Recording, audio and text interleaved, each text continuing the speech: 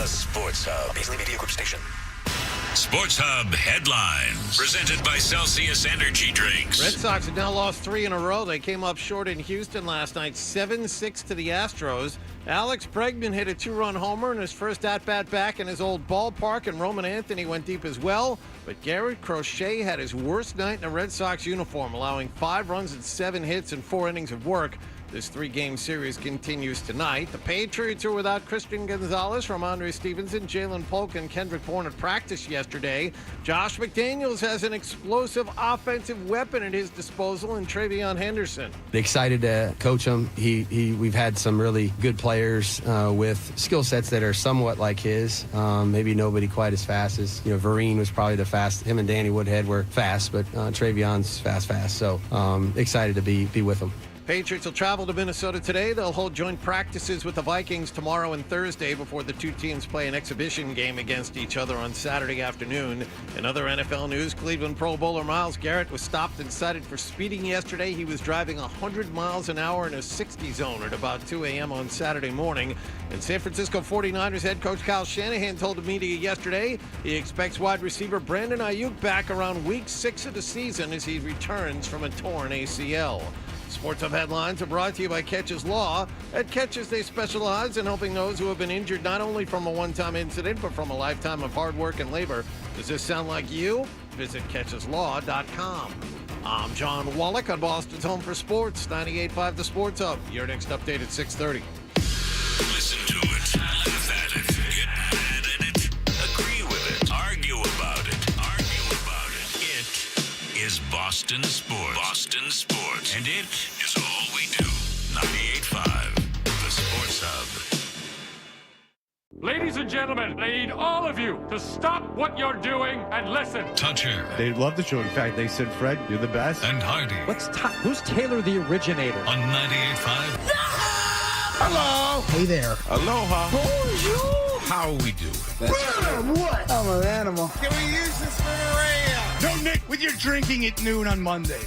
Well, I tell her the truth, I miss booty. That problem is too large for the starch. You know how I feel about clowns on morning shows? I'm just saying, hello. Toucher and Hardy. Watch Daddy and Uncle Freddie. Knocking back 25 glasses of soda. Having some fun. On 98.5 The Sports Hub. Let's go. Good morning, everybody. Good morning.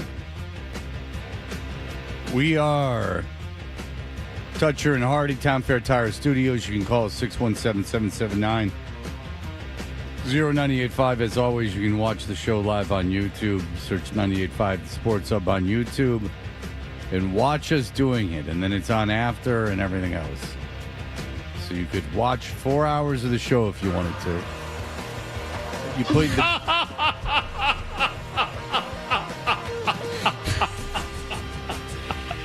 What's so funny? What's so funny about watching 4 hours of the show? People could do that. Who's that laughing? That's Jace too.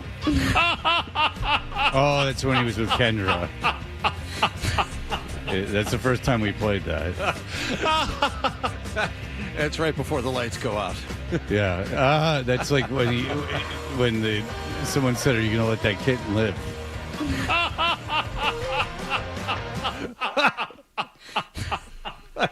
Seriously. That it was when he heard.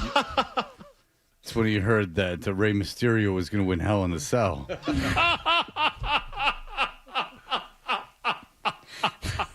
It's preposterous, is what he was saying. Absolutely preposterous. Preposterous, I should say. Jesus Christ, I was just about to say something and then I forgot it because I got so caught up in Jay Stu's laugh. I had something to talk about, and then Jay Stu threw me way off. It's early in the morning.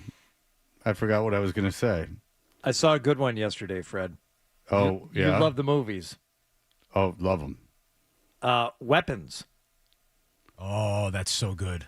Did you see it, 12? I was at the screening last week, yeah. I was going to say, what drive-in movie theater fence did you crawl under? So Nick hooked me up, gave me the free screening hookup. So yeah. It's really good. It's a fantastic film. It's a horror movie, but it is quite funny. I laughed out loud. It gets funnier as it goes. I thought the ending was a little flattened just a tiny bit flat at the end, at the very end. Well, see, the end tore me apart. No, really, I agree with you. You're talking about the last scene. Yeah. Yes, yeah. agreed. I thought I was expecting more. Yeah. I was expecting more. Yeah. But it's really it's well told. It's kind of a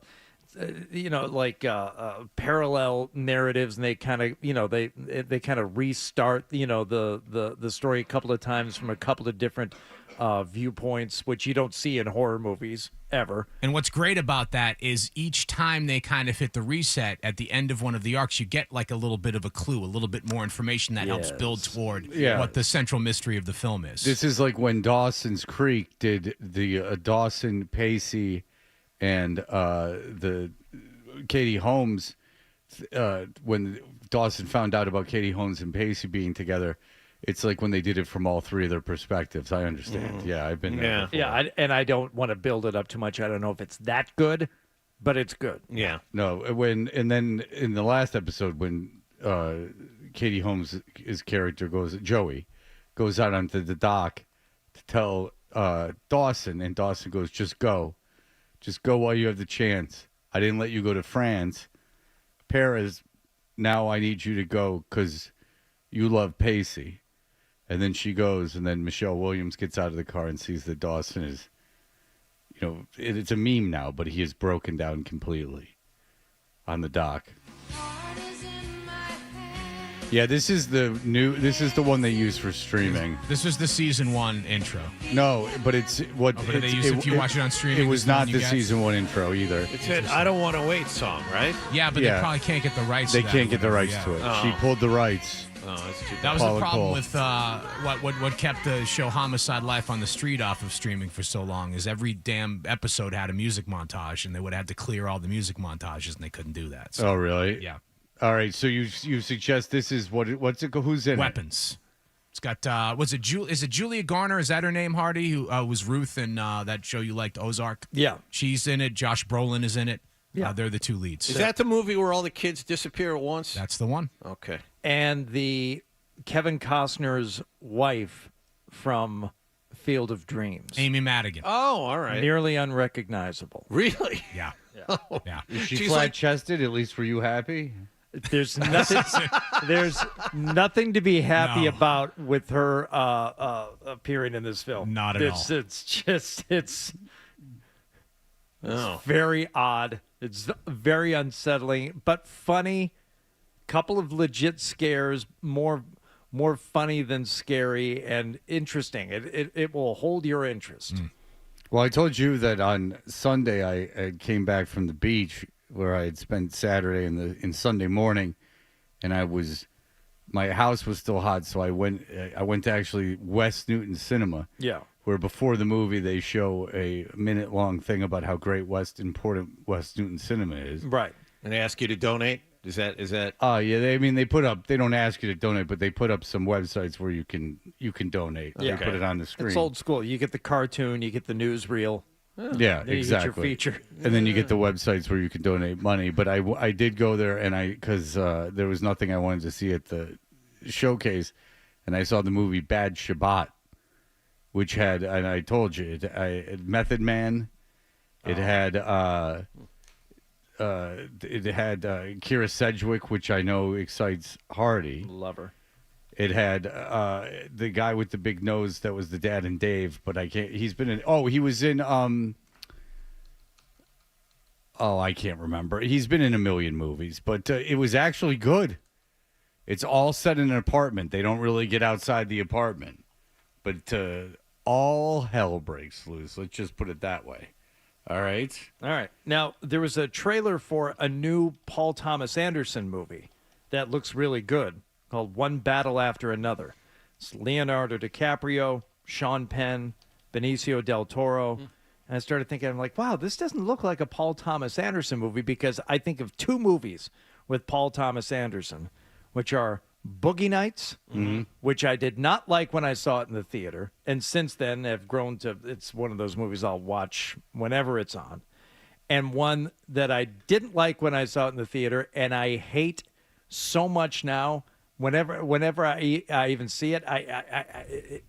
I feel it in my spine how much I hate the movie Magnolia. It's terrible. It's awful. But I forgot about a couple of his other. Did you know Paul Thomas Anderson did Punch Drunk Love? You know, I've never seen that. Which I don't think I've ever seen it in its entirety. I saw it in the theater. I didn't really care for it when I saw it in the theater. I know it's looking back now, people think, oh, this is some of Sandler. Remember they had the list of Sandler's top 25 movies? It was a top 10 in that, and I didn't think it was particularly good. No, but people do say it's one of his better movies, especially when you compare it to things like Hubie Halloween. Fair enough. Then, so Paul Thomas Anderson, he did There Will Be Blood, which is fantastic. The Master, which hardly anybody saw, I don't think. That's a Philip Seymour Hoffman. That is like, I think it's a take on Dianetics and L. Ron Hubbard, which is really good. So, all right, this is like an action movie, one battle after another that he's doing. That's supposed to be coming out. So, Fred, what is life? What is the meaning of life, right? Something to do, something to love, something to hope for. Right? Something to look forward to. There's one thing I have to look forward to. This one battle after another movie. All right? Just a tiny little kernel, just a little carrot to dangle in front of you. At some point, you'll be able to go watch that in the theater. And I said, okay, I got that. Okay, so I've researched. By the way, the AT&T girl, the one that won so many people's hearts, is a star of this film. Oh. And it's called Bad... And... I found the guy that I was thinking of. You would recognize him in 2 seconds. His name is David Paymer, and you'll know him from his Hardcastle and McCormick appearances and Different Strokes. He was on a Different Strokes. Okay. So that's what you'll know him for. Hardcastle and McCormick, which was the poor man's Heart to Heart. You know, it was Hardcastle, I'd imagine, was... a straight-laced kind of, by the book detective, and then I would have guessed McCormick was more of a wild card. If I'm going by the... And then he was on Scarecrow and Mrs. King, too. Yeah. So he was in Family Ties. That's where I know him from. Scarecrow and Mrs. King. Yeah, of course. In Greatest American Hero, he was on a Jeffersons. Okay. Yeah, don't worry about it. He was in Heart to Heart. He was in every hour-long detective show that aired at 10 o'clock. He was on Lou Grant. You might remember him from... I'm not making this up. Oh, all right. I recognize that guy. What's his name? You recognized him for sure. What's his name again? He's here. Let's bring it forward just a little bit. He's the hotel reviewer that they torture in Ocean's 11 who hits the jackpot at the end. Yes. That's David Paymer. Yes. They give him the Susan B. Anthony at the airport. That's David Paymer. Okay. Oh, he's good. He's good. He's a good actor. He plays one of the other fathers in Searching for Bobby Fischer, which is the story of Josh Waitskin. Oh, way to bring it back. When are they gonna come out with the Waitskins sequel, where it's his battle to be a push hands champion? It's called Push Feet. What? No, because it's not a sequel to Push Hands. It's focusing in on Push Hands. You might remember this guy also from The Commish. The Michael Chiklis vehicle. He did 10 episodes of The Commish. A guy like that, you know who he is. You're like, oh, that guy. How much money do you think he's made acting? Well, acting, because it looks like he's directed a little bit. Like he's directed, like 15 films. From acting, I bet you, because he started in the late 70s and he got pretty regular, like, piecemeal work in television. I bet you he lived off of acting. Yeah. Like starting in the 80s. I don't think he made a lot of money, but I bet you he fed himself and like housed himself through acting. Yeah, you do that enough, I would imagine casting directors say, we need a solid guy to play this, ancillary role. And that's what he's made his life doing. Yeah, and he had some like relatively long runs. He was on Cagney and Lacey for 11 episodes, and I'm not making fun of it. I think that 11 episodes of Cagney and Lacey, while it was a hit, probably was it residual? Yeah. The residuals are enough. He was on My Sister Sam, which of course ended in tragedy. You know what happened on My Sister Sam. Didn't the actress get killed? Yeah. She's murdered. Yeah, not Pan Dauber, who went to North Farmington High School, but No. yes. So David Paymer also makes a list I found here on of the 10 actors with the perfect amount of celebrity. All right. So, you're going to get recognized, but you're not going to be followed around by paparazzi. Also on this list is Bruce McGill, who I immediately think of as the sheriff in My Cousin Vinny. Okay. All right. Yeah. Keith David, who you know from the movie Men at Work, and There's Something About Mary. He plays Mary's father, the black guy. Yeah. All right. I know him as the Black, yes. You know him as Wallace Shawn, who is the weird little dude in The Princess Bride. Okay. Yeah, I don't know. Giovanni Ribisi. Oh, yeah. I know. Well, he's a Giovanni. Scientologist. Boiler Room was one of his better roles. Yeah. Well, Friends. He was yeah. Phoebe's, the long-lost brother. Yeah. And the number one actor with the perfect amount of celebrity is John Carroll Lynch, who was the husband of the police officer in Fargo, and he was in the movie Zodiac, the one who they think is the actual Zodiac killer in the movie Zodiac. He's a guy who you see, and it's like, oh, that guy. Yeah. He was on a sitcom. I think he was on the Drew Carey show, and he ended up being someone who was pardon me for not knowing the correct term, but I believe if cross-dresser is still the correct term, because I don't think he was gay, nor was he in a transition. He just liked dressing as a woman. So, and he's kind of a big guy. Yeah. Yeah, I believe he was on the Drew Carey show. Okay. But you'll have to pardon my ignorance because I don't know the correct way. This is out of no spite or hate. It's merely a description of someone's role. I understand. And I literally don't know what I'm supposed to say. He was on the Drew Carey show. Yes. Okay. So he played like Drew Carey's brother. Steve Carey. He was the brother. Yes, he was a cross-dresser. All right. So if Adam knows. Adam said it. There you go. But Adam is good about these things. Is that I mean, and this is something that all progressives should know because Adam's a friend of mine, and I would deem him a progressive. But Adam has the wherewithal and understanding to know that not everyone, you don't get. The information doesn't get directly implanted into your brain. Right. And you could have the best of intentions. And, some people look to kill you because you got something wrong. And it's not out of a place of hate. And that is what frustrates people. And then they feel attacked. And then all this garbage happens. Yes, I have no room for that. You, Fred, are always looking to learn, and I appreciate it. That's the reason we're friends. I have no. What do I care? I don't want to Exactly. upset anyone that's not doing anything wrong, but sometimes I just don't know, and I can't know everything. The culture's moving very fast. It does move insanely fast. and I cannot follow all of it. I'm doing the best I can. I would argue one thing on this list of the actors with the perfect amount of celebrity. I think the perfect amount of celebrity, your name would at least get recognized from time to time. Yes, and like you could get into like a That's exactly what I was thinking of, Fred. You Yeah. call up and say, "Hi, my name is David Paymer. I'd like a reservation tonight." They're like, "Great. So what?" Now, Giovanni Ribisi, I think, has. He's the top guy on that I know entire his list. name. Yeah. His name, and that might get you a reservation. But all these other guys, I don't think their name alone is going to do anything. You got to see the face. Bruce McGill, the first person on that list. Yes. I want to say that guy was D-Day in Animal House.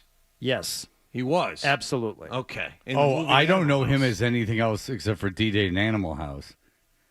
He's not like Niedermeyer, who you see in different stuff. Like he's the maestro in Seinfeld. Like, I don't know if I've ever seen D-Day in anything else. Who was supposed to be D-Day before we go to break? Who was they wanted to cast as D-Day? Oh, Oh. You could probably deduce it, and I'm not being sarcastic. You could probably deduce it. Is it someone who is in Animal House? No, but it's someone highly adjacent, almost synonymous with someone in Animal House. So it's got to be someone from Saturday Night Live. Not correct. So Chevy Chase? No, it can't be Chevy Chase. No, Chevy Chase was gone. Aykroyd? Aykroyd. Okay. Aykroyd. They wanted Aykroyd as D-Day, and obviously because his relationship with Belushi and everything. Oh yeah, Aykroyd would have been great. He would have been very good in that. As D-Day. As it is, D-Day's barely in that movie. I have a feeling if Aykroyd was in it, he would have been in it a little more. You ever seen Cinderella Man, the boxing movie? Yes. I know what it is, but I don't think I've seen it. I have seen it. Yeah, he's in that too. He's the fight promoter. He's the head fight promoter. Oh, Bruce yeah. McGill. He's in it. He's been in everything. Yeah. I'm too busy rewatching Dawson's Creek with my daughter, but she does not focus enough on it. So he was taken aback by that. Focus is an issue for many of us. I mean, I'm like, you're missing everything. By the way, that show comes out hot. Immediately at 15, Pacey bangs his teacher. And it's just, you're coming out hot out of the. A lot of weird stuff happens. It's here. a grabber. Doesn't Dawson? And she's super hot too. Dawson falls in love with Pacey's older sister or something like that. Oh, I've not down the line. It was only on for 3 seasons. Is that all? Which is weird. Oh, okay. No, we've really only been in the first season, maybe a little bit of the second season, but second episode, Pacey just starts banging his adult teacher, and there's not a lot of lead up to it. It's kind of just like, oh, here it is. Yeah. And then they paint her as a sympathetic character almost because the town shuns her due to the rumors. All right, we'll be back. Your Red Sox played last night. Obviously, Patriots camp, lots of things going on. We'll have that for you in just a moment. Toucher and Hardy, 98.5 The Sports Hub. Moving your home or business? Avoid the headache, time, and uncertainty of hiring just any mover. Do what I did and choose DN Van Lines. Online at dnvanlines.com.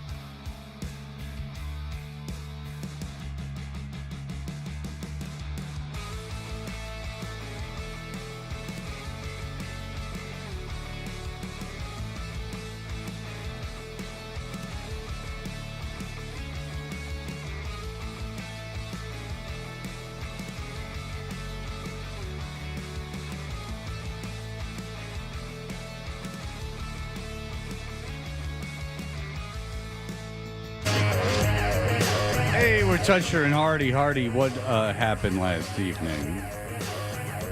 Red Sox. I'm sorry. I got to do this. What happened last night is brought to you by Leonard Hair Transplant Associates, where your hair doesn't have to be a game of what happened. So change your lettuce and change your life with Dr. Matthew Lepresti at 1-800-GET-HAIR. What happened, Hardy? Red Sox in Houston trying to snap their little mini 2-game losing streak, and a homecoming for Alex Bregman, who got a nice round of applause. Here comes Alex Bregman. Alex Bregman. They've already had the pregame ceremony, so somewhat anticlimactic, but waving his helmet nonetheless at the fans here. Yeah, and a nice job, too, by Junior Valentine, home plate umpire. Sort of stood in the grass, allowed that moment to be had. Oh, well, that was very nice. Alex Bregman. Some people stand in the grass. Some of us roll it up in head. Here comes Alex Bregman. Alex Bregman. 420. Yeah. All right, would he do anything, though, other than wave his little hat at the crowd? Oh, yes, he would. Swinging a high fly ball left field. That ball is deep. Back it goes. And that ball is gone. How about Alex Bregman? First at bat, returning to Houston, and he hits that one into the Crawford boxes. Is that what it's all about right there? Sure. Okay. Is what all about? Life? Yeah. Yeah. That's what No, it's it's all about helping others. That's Kevin Millar getting existential. It's about love. It's not about hitting ding-dongs. Kevin Millar and existential. Might be considered a contradiction in terms. Nonsense. You don't listen hard enough. All right, so look, the Sox up 2-0. Looks like they're, they got a nice start to maybe a snap in the losing streak. Garrett Crochet on the mound, though. Uh-oh. Mauricio Chaz with the ball doing. First one of 25 is off the community leaderboard. Tasmanian Devil circling the bases at 5-2 Astros. Is this the Nickelodeon broadcast? What are we doing? God. What are we doing? Slime cannons. Well, Helen Goldberg is at the leader of my community leaderboard because she headed up the recycling drive. Garrett Crochet, you were a starting pitcher last night. Thoughts, Wallach? I did not say. I tuned in when things got really exciting here in a moment, so I missed the start of the game. Well, John, they're obviously with Crochet. This is the hardest he's been hit, and there is the concern of extra innings. He's blown through his career high of innings pitched in a season. You would think there would be at least one of these days that would happen to him. Lousy time for it to happen when you're pushing for a playoff spot, but you roll the dice. He didn't pitch well. He wasn't good. He was very hittable. As a matter of fact, they handed him that 2-0 lead. He gave up 3 a couple innings later, and that's when you're like, okay, right. This is a little different. So they yanked him after 4. Don't worry, though. Jordan Hicks coming into the game. Everything's going to be fine. As he hits one high, he hits one deep. Ooh, Reyes hits one out. 2-run home run, the Astros. I feel bad for the guy. He crapped himself? Rhea? 2-run home run, the Astros on top 7-2. Oh, Ramon. You look fantastic. Ramon! I see you there, Ramon. I know what you're doing, Ramon. Ramon! Okay, so the rally would start a little bit later, and it really didn't look like it was going to amount to anything.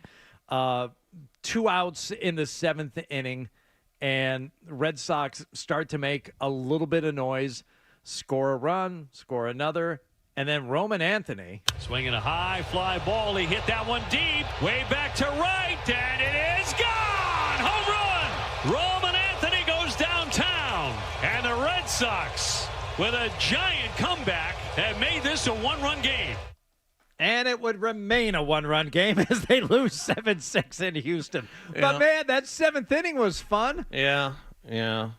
Romy Gonzalez thrown out stealing to make the last out in the 8th. You had Cedon Rafaela that was unfortunate. Cedon Rafaela got picked off a second because he tried to steal before the ball was delivered to the plate. The pitcher stepped off and got him running from second to third. These are the small things that get you killed in big games. Okay, but as I was watching the 8th last night, I actually thought to myself as I was laying in bed, thinking about you, John. I said, is Oh, this one nice. of these things that Wallach is going to insist upon being a dumb thing that they do? Yeah, I am. There's no reason to steal second base there, especially with Romy Gonzalez, who runs well, but not an automatic threat. He's the tying run late in the game. You're down a run against a good team who needs this game as badly as you do. These are the small things that get you killed in big games, and they've been doing it all year long. See, I didn't hate the spot for the call as much as I've hated that same call that they've made earlier in the season. I understood it last night. It's unfortunate. I'm sorry. Well, putting a runner in scoring position? Yes. Yeah, I mean, you got to put a runner. You're in a one-run game, yeah, you want to put the runner in scoring position. That's fine, but Romy Gonzalez isn't a 30 stolen base threat each year. With a different player, maybe, but not with that guy. Fair enough. By the way, again, Jordan Hicks has made your team actively worse. Yeah. Now, I understand Devers has been bad in San Francisco, and San Francisco has been worse since they got Devers. But they have 8 years left with him. Right.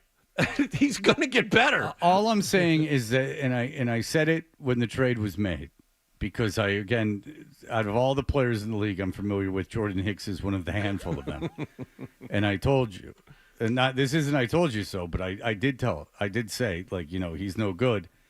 And it is funny that not only did you get nothing for Devers, but you got actively worse. Like, Hicks makes your team worse. I'm not sure why he's on the Major League roster. And then you got May for the prospect you flipped, and he makes you worse. Or at least not better. We'll find out again. He actually pitches tonight. So we'll see if he got any better from that right. great Fenway experience. Dusty goes tonight. But the problem is with Dustin May is that short porch in left field. That bothers me a little bit with him pitching. Yeah, I don't like his chances in Houston. No. With a desperate Houston team. I don't like his chances. Seattle is right behind them. Well, for the Seattle division. can't lose now since the trade deadline. Guess why that is? Because they got incredibly better. Well, I mean, Texas can't win in Seattle. So, I mean, it's affected different teams in different ways. But, yeah, Seattle, they can't lose now. What are they? They second hottest team in Major League Baseball after the Brewers? That sounds right, yeah. So, I mean, look, the AL at the bottom of the playoffs, you know what I'm saying? Like, with teams with the shot at the playoffs, it's very close. The Boston can't afford to screw around. This is the first time, John, they've lost 3 in a row for a while, right? Yes. Yeah, so, you got May tonight. If they lose tonight, 4-game losing streak, obviously it's not the end of the world, but it's funny, and all this sounds obvious, but you got to put it in perspective, is that, like, you win 10 games in a row, and that's awesome, and it gives you some money in the bank. But then you can't turn around and go on losing streaks. Like, yeah, they haven't lost 3 in a row since late June. Yeah, they've played very. I give they've them been credit. great. They've been better than I thought they would be. But again, these small fundamental mistakes that they make are killers. And also just their pitching. Yeah, I'm not wild about their bullpen other than Chapman. Like, I just don't. Yeah. And there's no one that comes in other than the closer that you think, okay, well, at least we'll be good for an inning. Whitlock's close to that. Yeah, I like Whitlock too. He's the setup guy now. Whitlock is. He's had some bumps. 8 but and he's 9. pretty good. I like you with a lead going into the 8th, and that's great. And I mean, that's very important. But you could have loaded. But it's odd because you are deficient in middle relief, and that's where you could have easily gotten better. If your starters don't go 7, and really there's only one guy that you can guarantee that'll get you there, that's a problem. I mean, Bayo's been really good, but is he going to give you 7 innings every time out, especially in a playoff situation? I have a question for you. Do you think there's a chance that Bayo's better than Crochet for the rest of the season? Just for the rest of the season. I see what your point is. For now, I'm going to give Crochet the benefit of the doubt. Of course. I would say no. Because Are we talking about more than 3 innings? Yeah. You see, Crochet's good for like 3 1/3. Well, listen, everyone's going to have a bad start, and you can't make too much of it. But, just keep your eye on Crochet because, as John has been saying all season, he's blowing through his innings, and he's never done this before. And, it's not unusual for starting pitchers to get worse towards the end of the season. The other thing is Bayo's career high in innings was last year. I think he was around 160, and he's up around 120 or 130 now. So he's creeping towards that figure as well. Interesting. Giolito might be your ace. Well, he's not bad.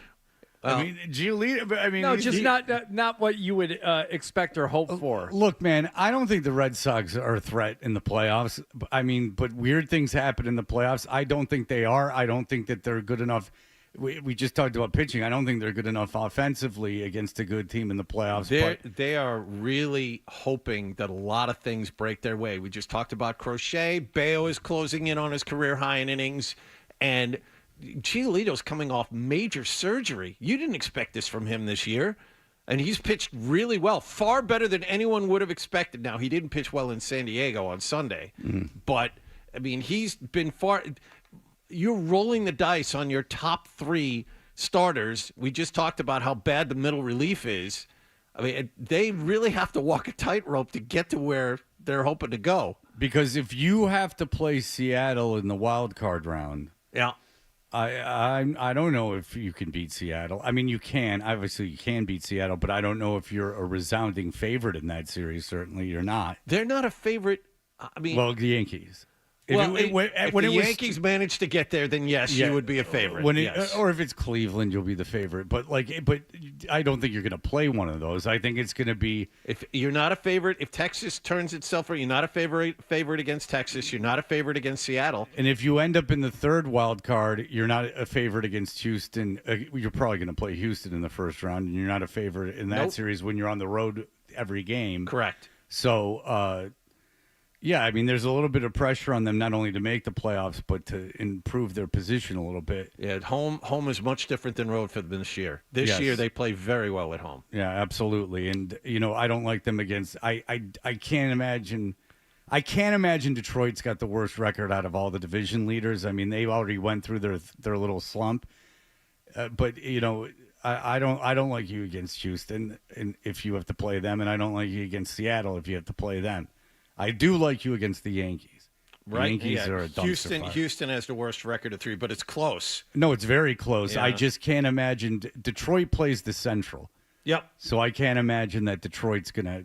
Now, look, they screwed around and almost lost to the White Sox yesterday, so I can't imagine that. I mean, just being in that. But Cleveland's all right. What do I know? You just look a lot of ball to be played, gentlemen. Yeah, you look at that. We talked about the top two pitchers. Texas and Seattle are better than you easily. Yes. The Yankees are not, but these are the people you have to look at. And Houston's better than you too with their top two pitchers if those guys are on. So, and as we just said, we're not entirely sure about what the pitching is going to look like when we get to mid-September either. Oh, you know what? The Tigers finish up with 3 in Boston. Oh, there you go. Nice. By the way, your Cardinals squeaked by the Rockies last night. I know. Oh, they a pinch hitter. They pinch hit Donovan. He's been hurt. Donovan in a slump. Donovan gets up, runs on first and second, nobody out. Kid slaps a triple, scores 2 runs. They're down a run. That's the one play of the game that I saw last night. Well, that's considered a win for the Rockies. A, they held their opponent to 3 runs, and B, they scored a couple themselves. We can do an exercise. We have 1 second. I'm going to pull up. I would like you to pull up if you have a chance. If not, we could do it after the break. And I would like you to tell me how many people on the Cardinals roster that you could identify right now. Okay. You can just go to the box score from last night and tell me how many of those people that you can identify, because I can't identify a lot of them. From the Cardinals? Yes, they had guys playing last night that I don't know who they are. Okay. They had a guy pinch hit yesterday and a guy pinch run, and I have no idea. I know Newt Barr. Yes. Herrera's a catcher who was a DH last He's never night. going to catch again, but yeah. But I recognize that guy, but Burleson, no. Okay, Burleson's an everyday player. Mason Wynn, I know, shortstop. You know Contreras, too. I know Nolan Gorman. Yeah. Do you know G. Hampson? The catcher I've never seen. Yeah. Do you know G. Hampson or T. Sagis or whatever the hell his name is? No. Or Y. Pozo? No.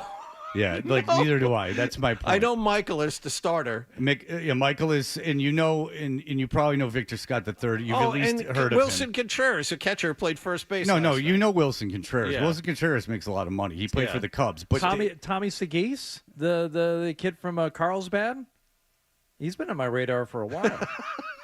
Hamson, is it Segis? Is it really?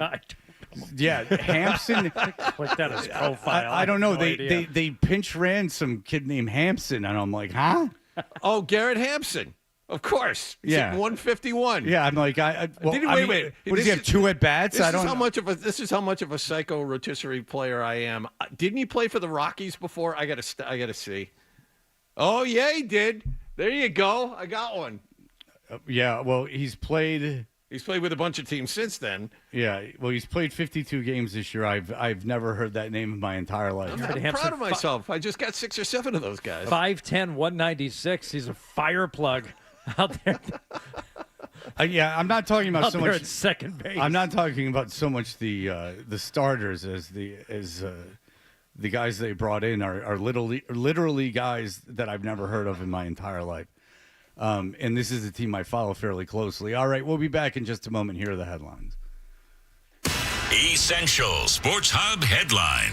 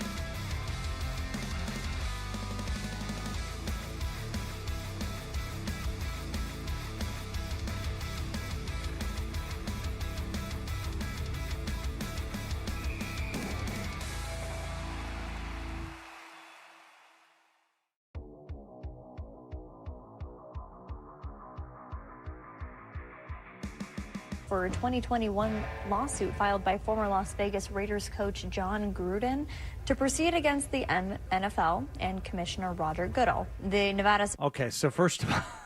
And we're off. She's got a very ASMR voice, though. She's very soothing. Very, very solid with the material. Not feeling her way along at all. Not reading this for the first time. No, she's reading it for the first time, and it is concerning she doesn't know how to say Goodell.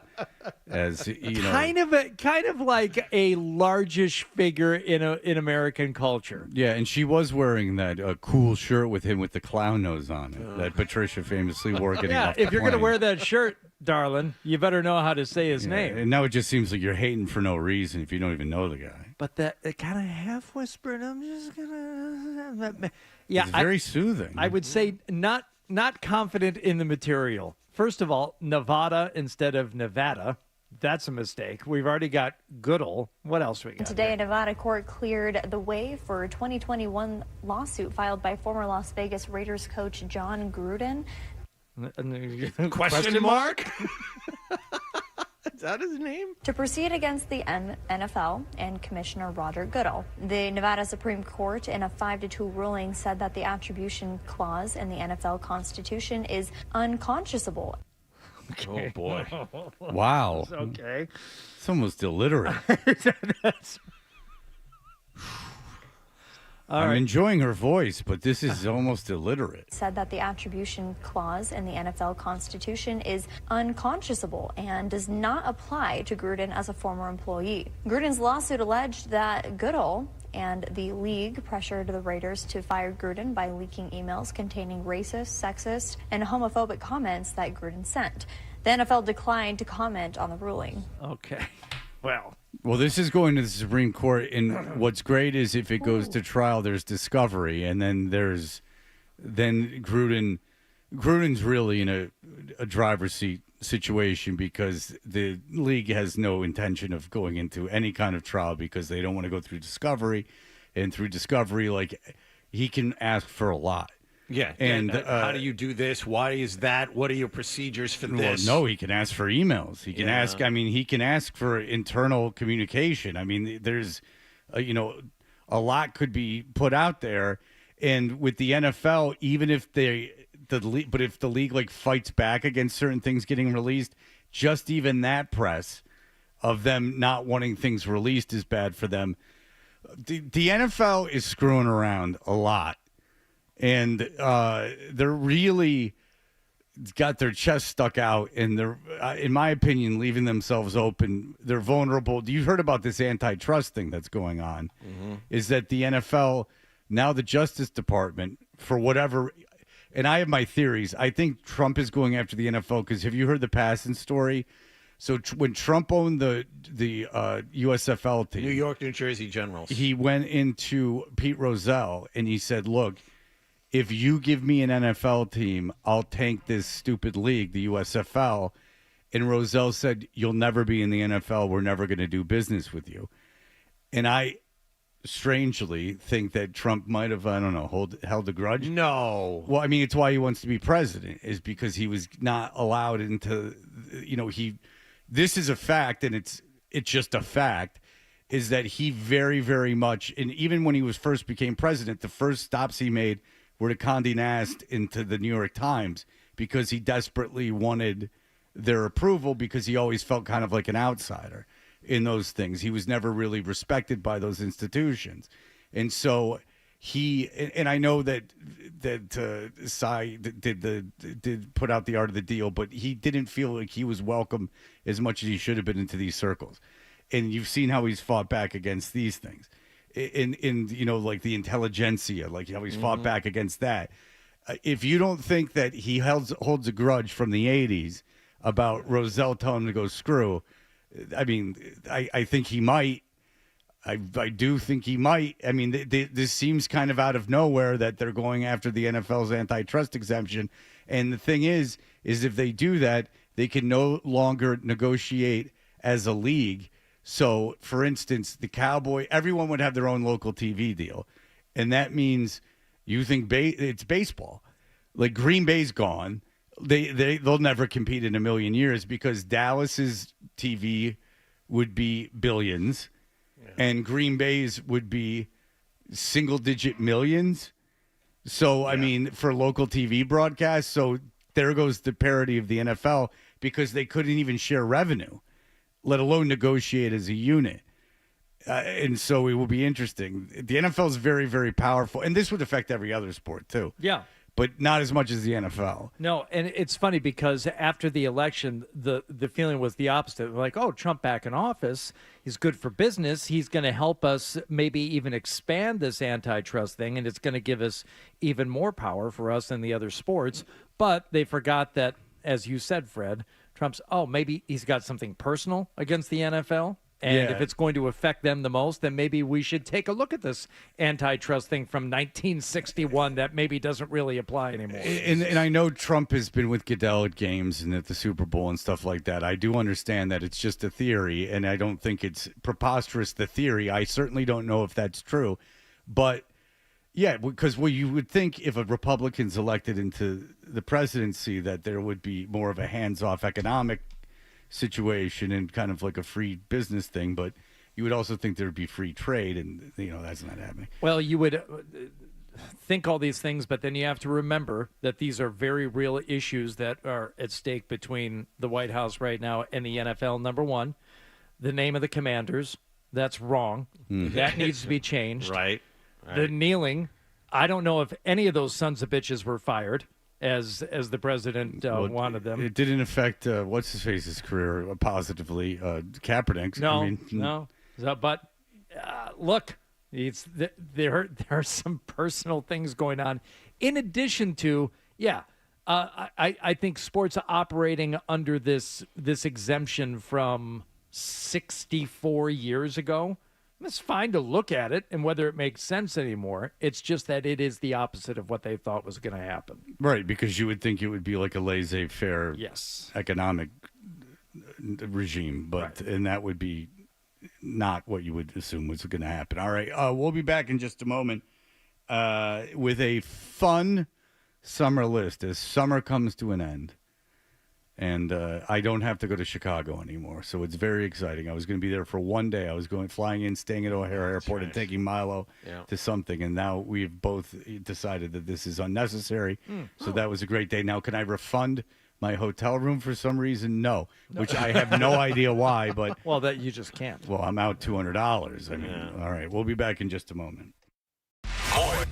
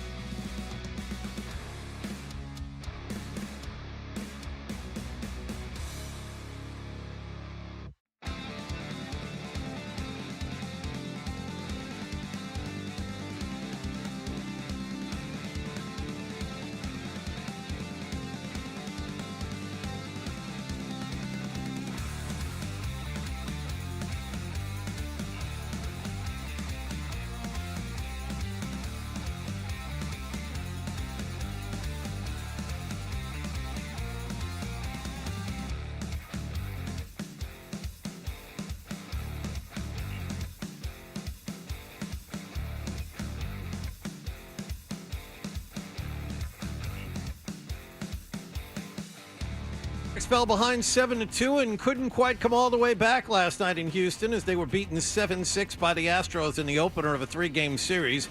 Alex Bregman had a storybook return, hitting a 2-run homer in his first at-bat back as a visiting player, but Chas McCormick and Ramon Urias both hit 2-run homers of their own for the home team.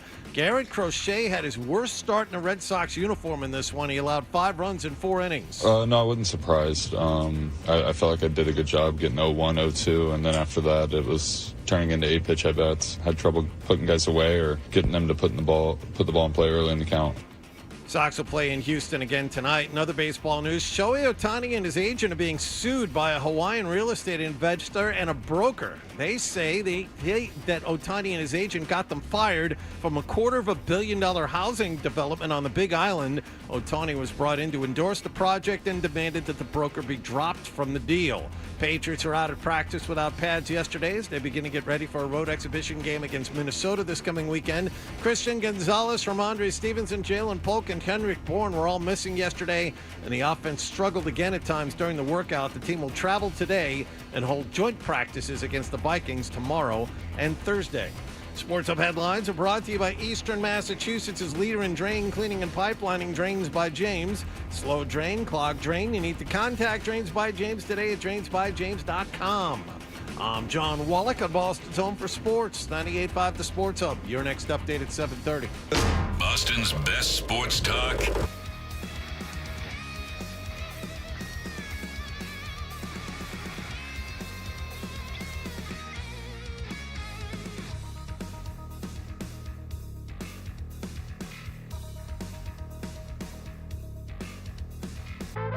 What's the best way to listen to Toucher and Hardy? Well, you're going to have to spend $40. Cough it up, and let's get back to Toucher and Hardy on the Sports Hub. We can be viewed live on YouTube. Subscribe to 98.5 The Sports Hub on YouTube. You notice how John said the Big Island because he is honeymoon there. Not on the Big Island, You but were in Hawaii. You were Howley. I am. You were Howley. But he has become part of the culture there in Hawaii. All right. What do we got going here, Hardy? We have from The Ringer the 25 most important stunt scenes of the 21st century. So going through all the stunts in all the movies, The Ringer has been kind enough to compile the most important stunt scenes. They talk with directors, stuntmen, gaffers, the gaffers, an elusive bunch. Right? Best boy. Yeah, the guys doing the gags, as they were referred to in Hooper. That's a good gag, when you're talking about stunts. And this is the definitive list. So I'm going to describe the film. Can I just guess some? Can I guess? Absolutely, you can guess. All right. I guess to your heart's content. Okay, I'm almost positive this has got to be on there. The original Old Boy, the fight scene where it's like one continuous shot where he in fights. the hallway. Yeah. I mean, that was unbelievable. Yeah. Now, this is what I'm talking about with the difference between CGI and real movie making, is that when you watch a Marvel film, which inexplicably people like get into fight scenes that have been graphically designed on the computer, just fake things fighting against fake things.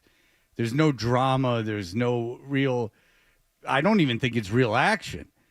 You go see The Flash and he's in some other realm, fighting around in like weightlessness. It's stupid. I mean, it's just cartoons. This Old Boy thing had to be choreographed. I mean, it's like a single camera shot, like uncut, for I think like maybe 5 minutes of them just this choreographed fight. It's quite unbelievable. It's a 4-minute hallway fight without a single cut. It took 15 takes over 2 days of filming, where the director said there isn't a take where everything is perfect. Because this was a long take with endless moving parts, there was no way it could have been perfect, but they decided to go with that. So you see the desperate physicality of the protagonist, and they went away from perfection in the choreography, and they left in mistakes, pauses, interruptions, because that makes it seem more real. Yes. So that I am certain was going to be in there. Thank God you have a clip from it. Shush. Yeah, let it sink in. Visual not needed. No, thank you. That was the whole point of playing the audio. Yeah. I'm glad you picked up on that. Most stunt scenes don't require any visual.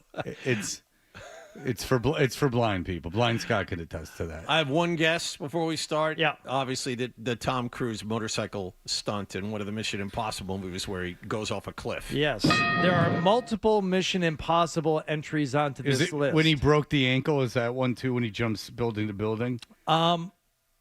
Okay, so there are a couple in here that get mentioned ahead of the motorcycle. Number one, the scaling of the building in Ghost Protocol. It's funny. I've never seen any of these movies except the first one, but I am aware of the stunts because they went viral. I will give Tom Cruise a lot of credit. He's got a lot of skeletons in that closet that he needs to overcome by astonishing acts of manhood. I mean, his weaknesses are portrayed right there on the film. I know he's...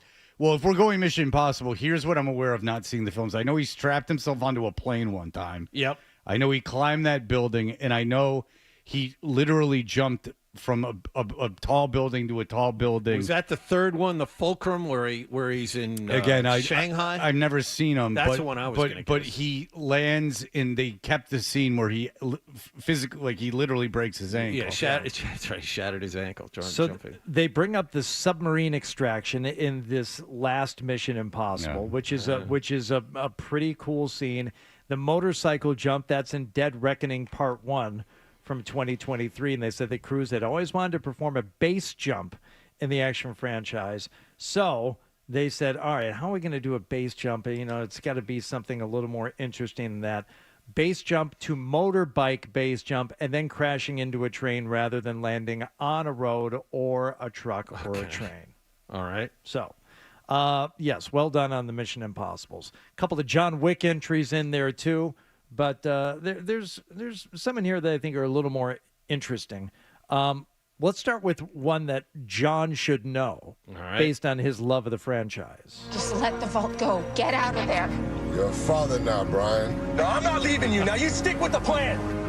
It was always the plan. Now, I know the movie due to the idiotic cadence of its lead. Vince Diesel, by the way, a young actor in New York, quite a liar in retrospect. Apparently, he lies about a lot of his experiences back in New York City at the time. But go ahead, John. What did he say about it? What? I'll have to do it will take me 5 seconds of research. But Vin Diesel has said he was like an assistant to somebody and stuff like that. That's not true. Oh, that didn't. I will just Google Vin Diesel lies while John tells you. Which of those car movies was that from? That's John? at the end of Fast and Furious 5, where they drive the safe all the way through the city. Holy crap. That is the vault chase from Fast 5 in 2011. Wow. All right. Stunt coordinator Jack Gill said the vault is going to be completely CGI. They didn't like that. So he said, give me a week in a parking lot to try and pull a real vault around. So it's a 9,000-pound metal box. And it kept ripping the panels off of the cars. And they finally learned how to move it and turn it around. And we started hitting things with it. Next thing you know, you had a scene that has resonated with John ever since. Mm-hmm. Well done, John. Thank you. Okay. A movie that was insisted upon that I watched and I said, this thing is just dumb. Because if these resources are so precious to these people, why are they wasting it? By doing things like shooting fire for no reason.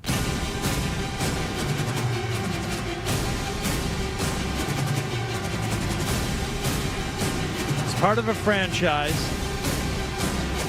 and it is known as the Canyon Attack. The Canyon Attack stunt scene in what movie? Is this the Brady Bunch where they were in the Grand Canyon? And Bobby and Cindy get into that violent altercation with the native indigenous peoples tribe? Polecats. Polecats Canyon Attack from 2015. Yeah. What movie?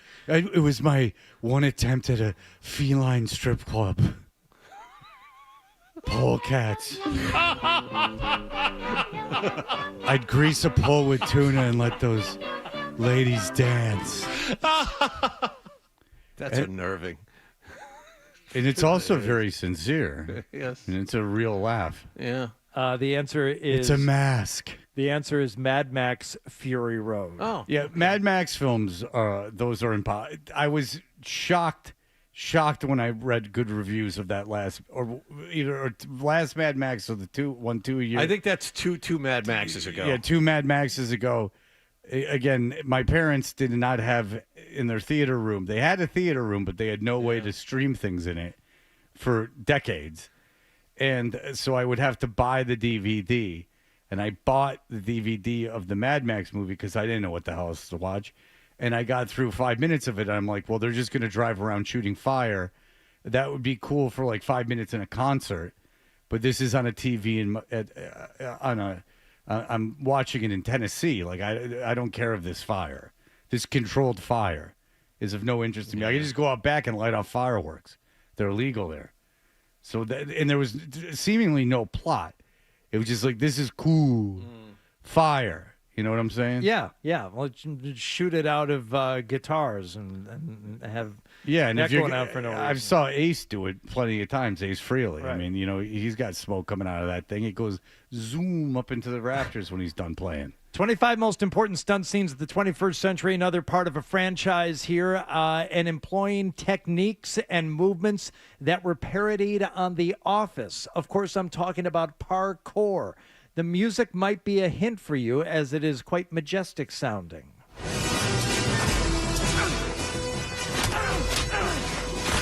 I think I've never seen the movie, but I think I know what it is. It's a 007 movie. Very good, Fred. Hold on. I inferred it. Or deduced it. Deduced. Yeah. Parkour? Yes. Okay, hang on. They're on a construction site. Oh, they're on a crane. It's one of the first scenes in Casino Royale. John Wallach. Unbelievable. Yeah. You're doing very well in this game, John. You give him some mainstream pap, this kid's on it. Casino Royale is a fantastic movie. I'm just very, joking. very good I'm movie. joking. And that first scene. I'm joking. Hey. I'm joking. Make a threat on a public official so I can tape it. He doesn't know what I'm referring to because he refuses to watch I Think You Should Leave. Go ahead. So they had decided that the franchise had pivoted into self-parody and that Pierce Brosnan was more kitsch than he was cool. True. So they were going to have to get him back down to earth, and they were going to have James Bond get beat up, and he was going to have cuts and bruises. And this long scene, this parkour scene, was everyone's introduction to Daniel Craig. This was his first really big scene in any of the Bond movies. Right. It was very good. It took about 10 weeks for them to set up a legitimate construction zone in the Bahamas where he imported towering safety cranes and rehearsed sequences with dozens of local stunt performers. Daniel Craig participated in some running scenes and crane scaling, but stunt doubles attempted the higher jumps and the parkour moments. I mean, he can't go out there and do parkour as an untrained parkourist. Yeah, parkour was something that lasted for a long time, too. That stayed at the top of the cultural relevance for a very long time. They're not flooding my Instagram as much as they used to. No, I mean, it was cool the first time you saw it, and then you realize that these guys are kind of dorks, and they should be spending their time doing other ways. Michael wants to play. Michael, hello. Hello. All right. You want to play this game? Yeah. All right, come up. What do you want to guess one that we haven't mentioned yet? Yeah. All right, go ahead. Yeah, he's monosyllabic. Windows. Yeah, Windows. Sure. I'm sure they broke some windows in one of these stunt scenes. That's right, Michael. You did it. Excellent call. You having a good day? Did I get? Yeah, you got it. Pretty good. Yeah, you Heading got to it. work. Yeah, you headed to work? Where do you work? I work for Elliott, Davis H. Elliott. That's right. Work on power lines. Ah, that's the risky business. Don't die of electrocution. Oh, no, sir. All right. Very good. Keep yourself grounded. You got to wear rubber shoes. Michael was man of few words. Michael? But Windows is not the answer? Bill Gates' foray into the action industry. What is Windows? It's the story of DOS. It's an operating system, stupid. Yeah. Windows. It's how he got it. He stole it from Steve Jobs. It's how the Steve Ballmer he spazzed out as he misdirection, and then you want to talk about the originator of parkour. Yeah, he distracts them by spazzing out and clapping his hands, and then Bill Gates scales the building and goes into Apple headquarters and steals their idea. I can't believe you've never seen it. Yeah. All right, finally, another car chase. This the driving French Connection. The driving 21st century. To live and die in LA. The driving is cool enough, but what really made this is it the Baby Driver or Baby the Driven? Bell bottoms. Bell bottoms.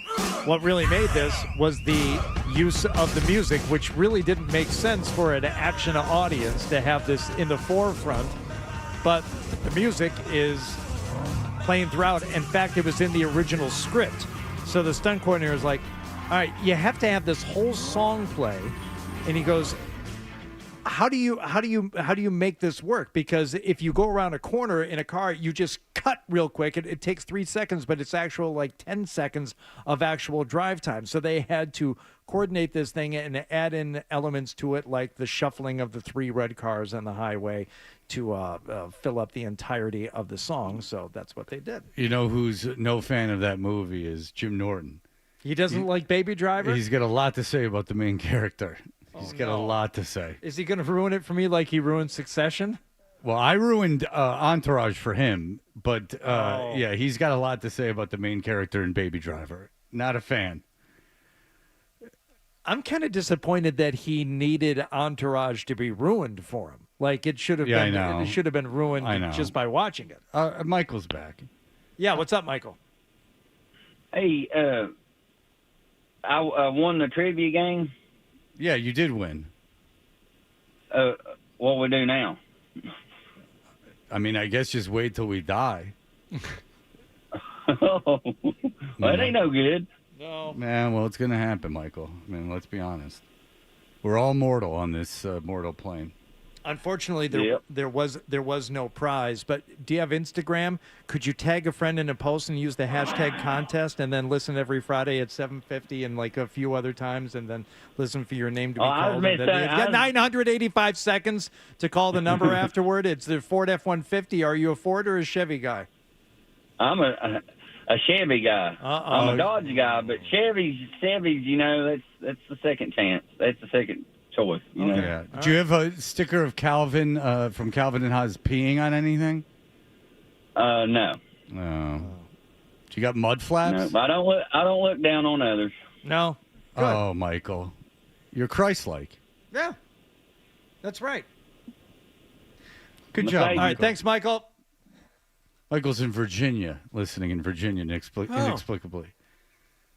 You can tell he's from here, so he's probably just following our Red Sox talk. Yeah, transplant, yeah. Yeah, it's transplanted down How to do those Virginia. guys from Revere ever fit in down there? With that accent, he must. He's a real fish out of water. Well, he's a carpetbagger is what he is. He came down there to take jobs from the real Virginians.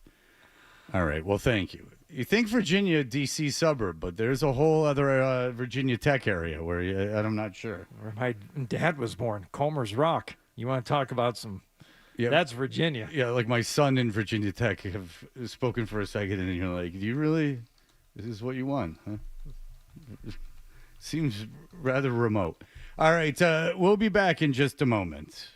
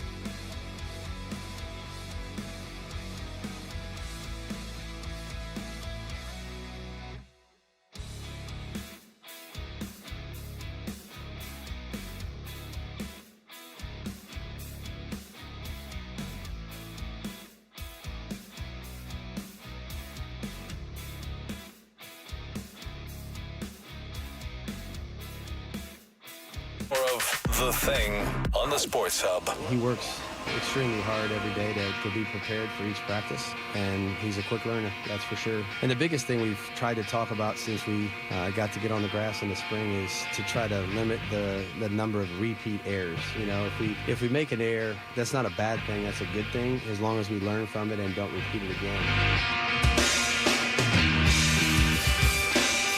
We are Toucher and Hardy.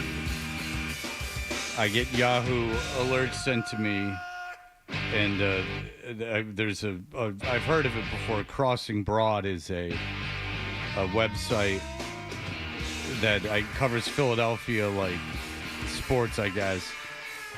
And they're talking about a guy that works for another Beasley station getting fired. He did like a midday show. He might not have been fired. He might have something, whatever. He's not working there anymore. He's a longtime guy there.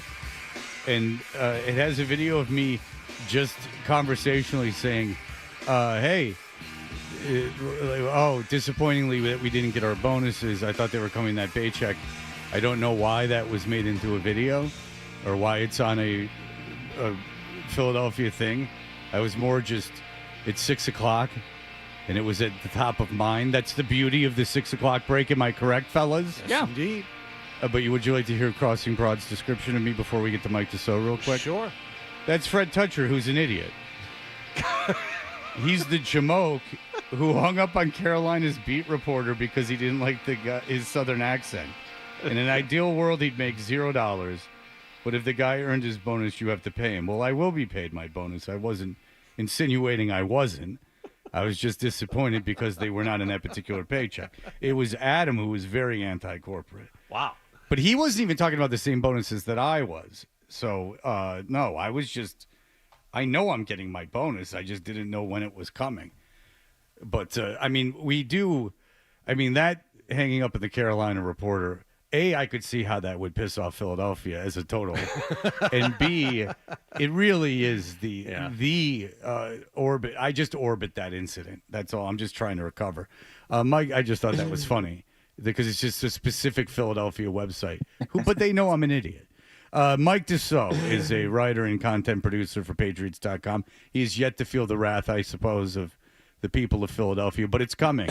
Yeah. Do you think my ex-father and mother-in-law have anything to do with it? They are Philadelphia native. Good call. Yeah. Perhaps they are. The curse of the Yadro. I've been nothing but good to them. That's unfair. That's unfair. Some people say I've been the best to them. Smart people, Hardy. Mike Dussault, thank you for joining us, sir. Of course. Always appreciate it. Hardy, can I steal something from you? Yeah, go ahead. I'm reading a recap of yesterday. Mm-hmm. Not good kicking. Oh, that's right. Good call. All right, Deuce would indulge my kicker talk every once in a while. Absolutely. What's going on there, Deuce? Because and again, this isn't kicker talk for kicker talk's sake when I used to try and wedge it in there during the Tom Brady years. No, for a team that is potentially going to be struggling on offense, field goals will be important. So what's going on? Yeah, that was the first day we've seen misses, really. There's been a couple here and there throughout camp, but these guys have been neck and neck. You saw the 57-yarder that Romo had in the game. So this was really the first day that it didn't look great. So I was a little bit surprised, but I think with a lot of things on the team right now, you're hitting a little bit of those dog days of summer, and some of it's getting a little clunky, and we'll see if they can work it out in Minnesota. Honestly, the main story for me has always been and will continue to be the left side of that offensive line. You saw the big mistake they made last Friday night, and then at practice, based on what I read yesterday, it wasn't much fun for them either. Yeah, look, they've been getting introduced to the NFL, no question. That's something they've got to be better at. Heard Doug Marrone yesterday, the offensive line coach, talk about, we got to rep them more on those kind of stunts. It's something that they're going to see a lot of now that it's on film. They're going to see even more of it. So that's definitely been a work in progress for sure for those guys. And that's, I think we talked last time, some of the lumps that they might have to take playing a couple young guys along the offensive line. But also, you take a lot of the positives from that performance in the preseason game, especially Will Campbell and that run blocking. The run blocking has been really impressive. So he's got to continue to work on the pass blocking stuff and working out those stunts. But you just hope with the experience, especially this week in Minnesota, they're going to get a lot thrown at them by Brian Flores. So hopefully that'll accelerate their learning curve a bit. Okay, so this isn't a reaction just to the game the other day, but it is on a second-round pick being used and also the ball control problems from the starting running back. If you had to go into the season now and guess how carries are going to be split between the three running backs, what do you predict happening, and what should we be looking for as clues as this goes on, if any? Yeah, I think it's still Ramondre. I think Ramondre is still going to get the first chance. He's going to be the early down back. He just has better size than the other two guys. But I think Antonio Gibson's run really hard, and there's going to be a rotational spot for him. And everybody's excited about Travion Henderson, that home run hitting ability. You saw it in the kickoff return. You saw it a little bit on offense too. So I think they've got a really good mix right now. Really just the question is, Ramondre, it seems like he got maybe a little bit banged up in that preseason game. We haven't seen him in the last two practices. We'll see if he makes it up to Minnesota. But right now I like that trio. It really just comes down to, can Ramondre put those fumbling problems from last year behind him and be safe with the ball? And if he can do that, then you're pretty set. And if not, then they might have some questions there. But, I really like what Antonio Gibson does. You saw him in the preseason game. He runs really hard. He's a good balanced backup back. So I like the three they have. But, yeah, that's the key. Ramondre, keep hanging on to the ball. I know Stephon Diggs hasn't been out there yet, and I know it's hard to kind of get a feel for it because it's still relatively early, but what kind of offense is this? Is it ball control or based on the personnel, or is Josh McDaniels going to open things up the closer we get to opening day? That's a good question, John. Right now, that's what I'm really thinking about because, like I said, they've been a little bit sloppy these last few days. As things have gotten competitive at the end of practice, really the defense has carried those moments, and they've been up and down. But they've said, and you heard the quote you guys played right before I came on with Josh, that they're working through things. They're trying out some new things as well, so that's part of it. What kind of offense is going to be? I think it's going to be a lot of what we saw with Josh McDaniels, and the ability for Drake May to take the easy reads, make the profit, and hit those big plays when they're there. Saw really good stuff from Drake early in the spring and into the early part of the summer, middle of the field, early down stuff. He was, really looked like he was grasping the offense. And, now as we've gotten into the red zone, into the competitive stuff, you can see that now it's getting a little bit tougher for everybody. So probably growing pains we should have expected a little bit. But again, I'm really excited to see how they look up in Minnesota. They're going to head up there for a couple of days of practices. And, like I said, Flores is going to throw a bunch at them, and they've got to be on top of the offense to know how to get plays off.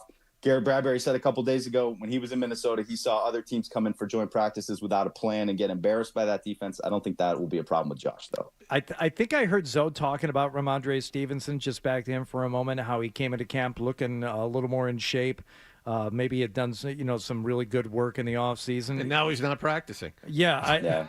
I mean, yeah. I wondered if that was all kind of like writing on the wall. It's like, might be called into service a little bit more than I had anticipated based on what was done or wasn't done in terms of the offense in the offseason. Yeah, I mean, he did. He looked really good. I mean, really, unfortunately, it's just that fumble he had in the in-stadium practice, I think, brought back the yips for a lot of people for a second, reminding them, of that issue, because he's been really good. He's looked fast. He's looked, quick through the hole. He has experience with Josh McDaniels. So, really, a lot of this offense, I think, hinges on his ability to be that guy on the early downs. And if he is able to, then you can sprinkle in Travion Henderson and really exploit matchups with him. So we'll see with Ramondre in these coming days. He wasn't out there the last 2 days. Something must have happened. I mean, he did get a pretty good run there in the preseason game. So we'll see. We'll see how it comes together here over this week. But I still think week one, Ramondre is going to be an early down guy. Okay, so, you're talking about how the offense is going to be. Hardy asked you about it, or John asked you if it's going to be ball control. With Vrabel and McDaniels never working together, is that a concern with you, as the season goes on, that the communication, how important is that between coordinator and head coach, and how long does it take to, kind of develop that chemistry? Yeah, I mean, they were obviously never played under him, but I mean, they worked with each other, the Patriots. So there is, I think, a familiarity between the two guys just as a baseline. You see Mike Vrabel spending a lot of time with the offense. He said, that's the side of the ball that he isn't quite as up to speed on. And he's trying to, learn all the ins and outs of this offense as well. That's one thing that's really impressed me with Vrabel.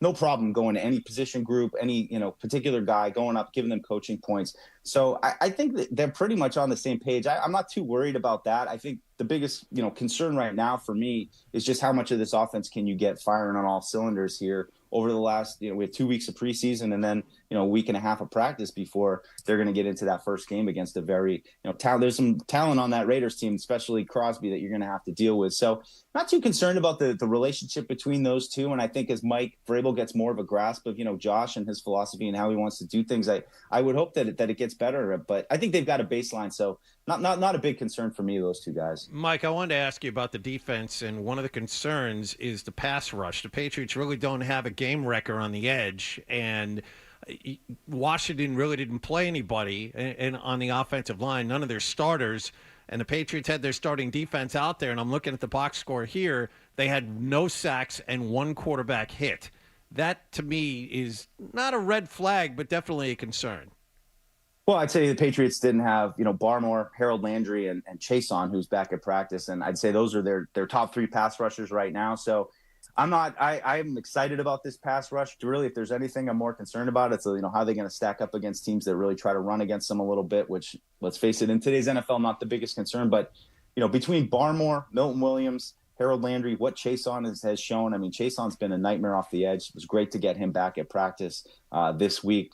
Had a little, after a great start, was dinged up there in the in-stadium practice. So I'm not totally concerned with that right now. I think right now they've got the pieces up front, especially with Chason emerging. That was a huge question for me going in, but seeing Barmore back to full health and how he's getting off the ball and just being consistently disruptive, and what Harold Landry still has in the tank, I was really impressed. I thought he was the player on defense that stood up the most to me in the joint practices, but they're taking their time protecting him a little bit. So I'm not too concerned once they get those guys back. And really, I think once you see Chason out there, I think they've got some options with the pass rush. All right, Mike Dussault, you got something for him, Hardy, before we go? All right. Oh, no. No, yeah. Listen, did Perillo even talk to you after you got the Louisiana license plate wrong? Oh my gosh. No, I haven't lived it down yet. I feel like I'm not worthy what to happened? Jaws trivia anymore. Jaws trivia, the state that the license plate they pull out of the shark, what state was the license plate from? Okay, and the answer is Louisiana. Louisiana, which everybody knows. Yeah, of course. Mike said New Jersey, I think. Yeah. All right. So I know. This is a chance for you to really redeem yourself, okay? Okay. Leading up to Quint's big speech there on the Orca about the USS Indianapolis, they're comparing injuries. Mm-hmm. And Hooper makes a joke. He pulls open his shirt. He said, "You see that right there?" He said, blank, blank, blank. Mary Ellen Moffat? Oh, yeah. Oh, yeah. Oh, I thought you were going just one of the guys where it says I'm a girl and shows a tremendous bosom. You know what the hell of that movie is? I didn't realize it was a girl the whole time. I was surprised as he was. Oh, then you weren't paying attention. I guess not. I didn't even know. Because she had a hunk boyfriend, a college guy. All right. It's a great one.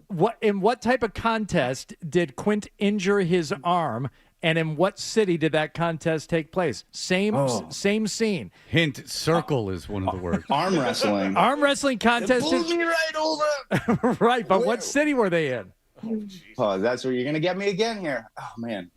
I don't know. Chicago? Throw it out there. San Francisco. San Francisco. All right, that's pretty good. Oh, San Francisco. Arm wrestling. Oh, man. Yoo-hoo. Yoo-hoo. You know, San Francisco, very gay.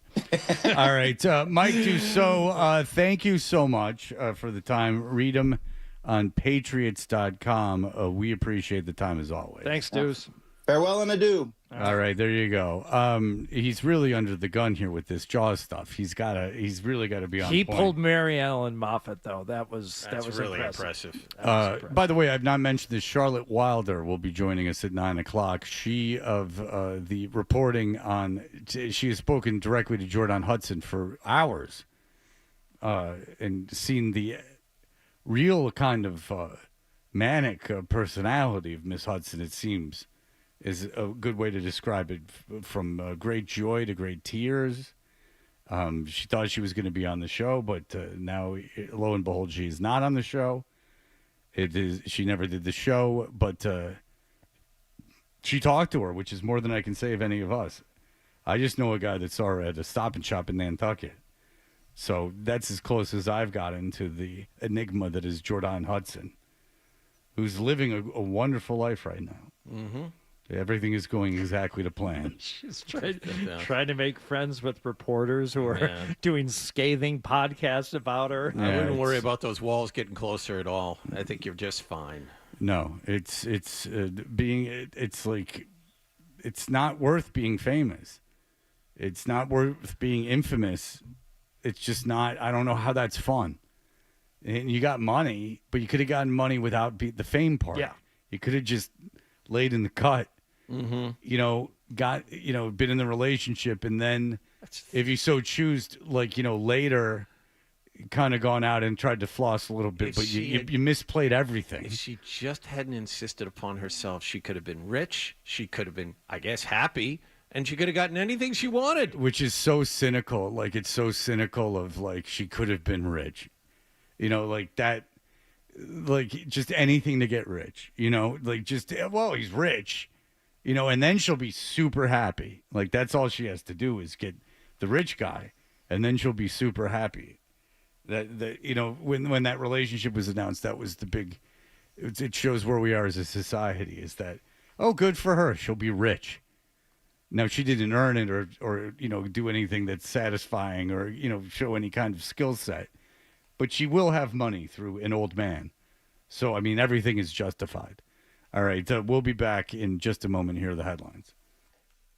Essential Sports Hub headline presented by Celsius Energy Drinks. Red Sox have lost 3 in a row. They lost in Houston last night 7-6. Alex Bregman a 2-run homer in his return to his former home ballpark. But Garrett Crochet had his worst night in a Sox uniform. He allowed 5 runs and 7 hits in 4 innings of work.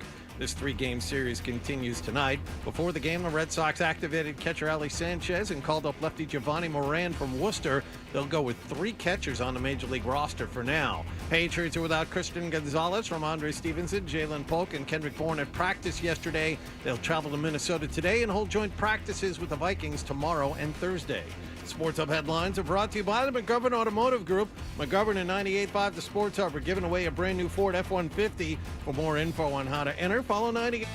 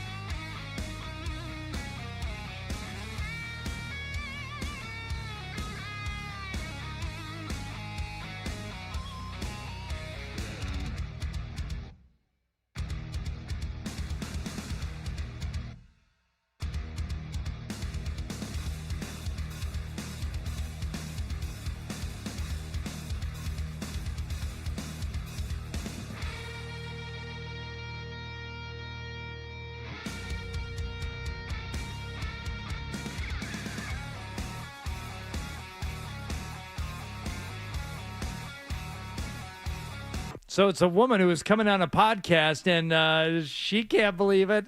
He can't believe it. Nobody can believe it. Who's going on what podcast, Fred? I know.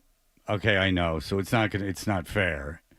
But the Kelsey brothers have somehow finagled Taylor Swift onto their podcast. Yes, that is correct. Now this is a dangerous game, and I'll explain why.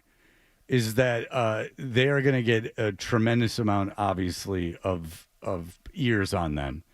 But if what you just played is it, there goes your male audience. Because I can't play what you just played. Not to let me hear you say yeah, but him with her. Such a nice color on you. Yes, I know. It's the color of your eyes, sweetie. Yeah, hearing someone say sweetie, I mean, you've seen what's happening to Stern as rumors of him not getting renewed or getting lowballed are coming up. There's something about hearing a man call his girlfriend or wife sweetie and also talking in that tone of voice that is repulsive. It's like when you go to an amusement park and there's a small, skinny guy rubbing a big fat chick's back. I know. It's the color of your eyes, sweetie. And they can't. I mean, it sounds like a serial killer. That sounds like something about to go down in the woods.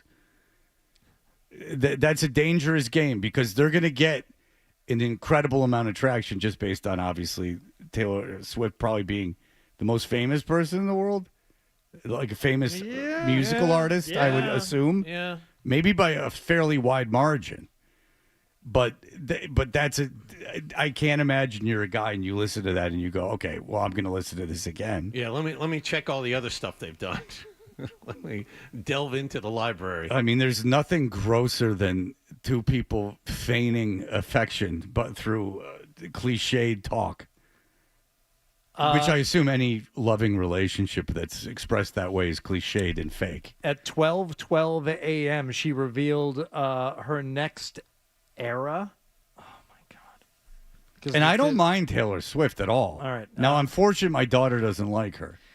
Taylor Swift revealed her next era will be the life of a showgirl. The announcement came at 12:12 a.m. this morning on her official website. Somewhere Harvey Firestein is going, that was my idea. Probably. Life of a showgirl that was going to star Garland, Judy Garland. Probably not a coincidence that now she will go on her boyfriend's podcast to talk about things like her new era. Is this a thing for Taylor Swift? She just doesn't have albums. She has eras. Is that what she said? You're asking the wrong guy. I don't know. Well, she had the Eras tour.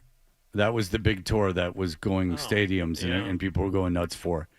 Again, I have no problem with Taylor Swift. I have a huge problem. And Jason Kelsey was doing okay. He admitted to back hair and that he doesn't shave it, and I found that was very brave. And then he was in Happy Gilmore, and he's a good actor. I'm very fair with Travis Kelsey, but I find him, and I think he'll be a good analyst on TV for football. I do. I don't think he has a necessarily bad personality. It's just he's terrible in long form podcast, and he's annoying when he grabs the microphone. Make a little love. And he has changed the way he spoke. He's spoken since his days in Cincinnati, University of Cincinnati. Yeah. Don't nobody know we represent and honor every single veteran that went to war for us in World War I. What's good? Yeah, he doesn't talk like that. And again, if we can get back to his teammates, who's the great defensive tackle? Chris Jones. He says that when he came to Kansas City, they would call him the name of Jamie Kennedy. Jimmy Carrey's character. Malibu's Most Wanted. And they called him Malibu's Most Wanted because he came in and he was very much effective. Can you dig it? Now, that's The Rock. He's just doing The Rock. And he's doing The Rock's phrase, which makes him stupid. Because to go up and be handed a microphone and just repeat a catchphrase of another person, is a mark of stupidity. Just do a little dance. Yeah. He couldn't just celebrate. He had to ruin everything. Make a little love. And what a Super Bowl from that guy. Oh, oof. Yeah. And by the way, did you see Rob Gronkowski's replacing Jimmy Johnson on the Fox pregame? I did see that. Yeah. and again, I don't make fun of Rob Gronkowski, and there's a lot to make fun of. If you want to really know a line that I'm not crossing, this is honest to God truth. Obviously, part of the fun of the show is parroting, punching up a little bit on media figures that are successful, but in our opinions, not very good. I will not do that with Rob Gronkowski because this is in all seriousness, I think it crosses the line into cruelty. You're laughing, and I'm not kidding. I know that. It's why I'm laughing. Like, there's a bunch of stuff out there of him doing stuff that I just think if you make fun of it, you're making fun of someone with brain damage. And he's been on the show, and I like him, and I could talk to him right now. But I will not make fun of his media appearances because I do think it's like making fun of someone with head injury problems. And I don't think it's necessarily funny. Like, punching up to something is funny. Yeah, he can't really help it. And as is punching down to podcasts. But with Rob Gronkowski, I don't know what they're doing. I don't know why they're letting him do that. It seems mean. It really does. And this is in all sincerity. I think it's kind of mean. Like, I don't think he's mentally equipped to do it. I'm glad he's making money, but I do think you're putting someone out there on live television that really isn't equipped to do it. And not in a funny way. Like, not in a, Eric Dickerson kind of way where they're just lost on the sidelines. I think this guy is not doing great. And, we've talked to him. And again, I hope I'm wrong and I hope the best, but he just doesn't seem to be completely there. But I hope I'm wrong, and maybe I am. I really do hope I'm wrong. I swear to God, I hope I'm wrong. All right, when we come back, the songs of summer. As summer winds down, we have these for you. Adam has compiled a series of songs, and we will decide which will be the song of the summer.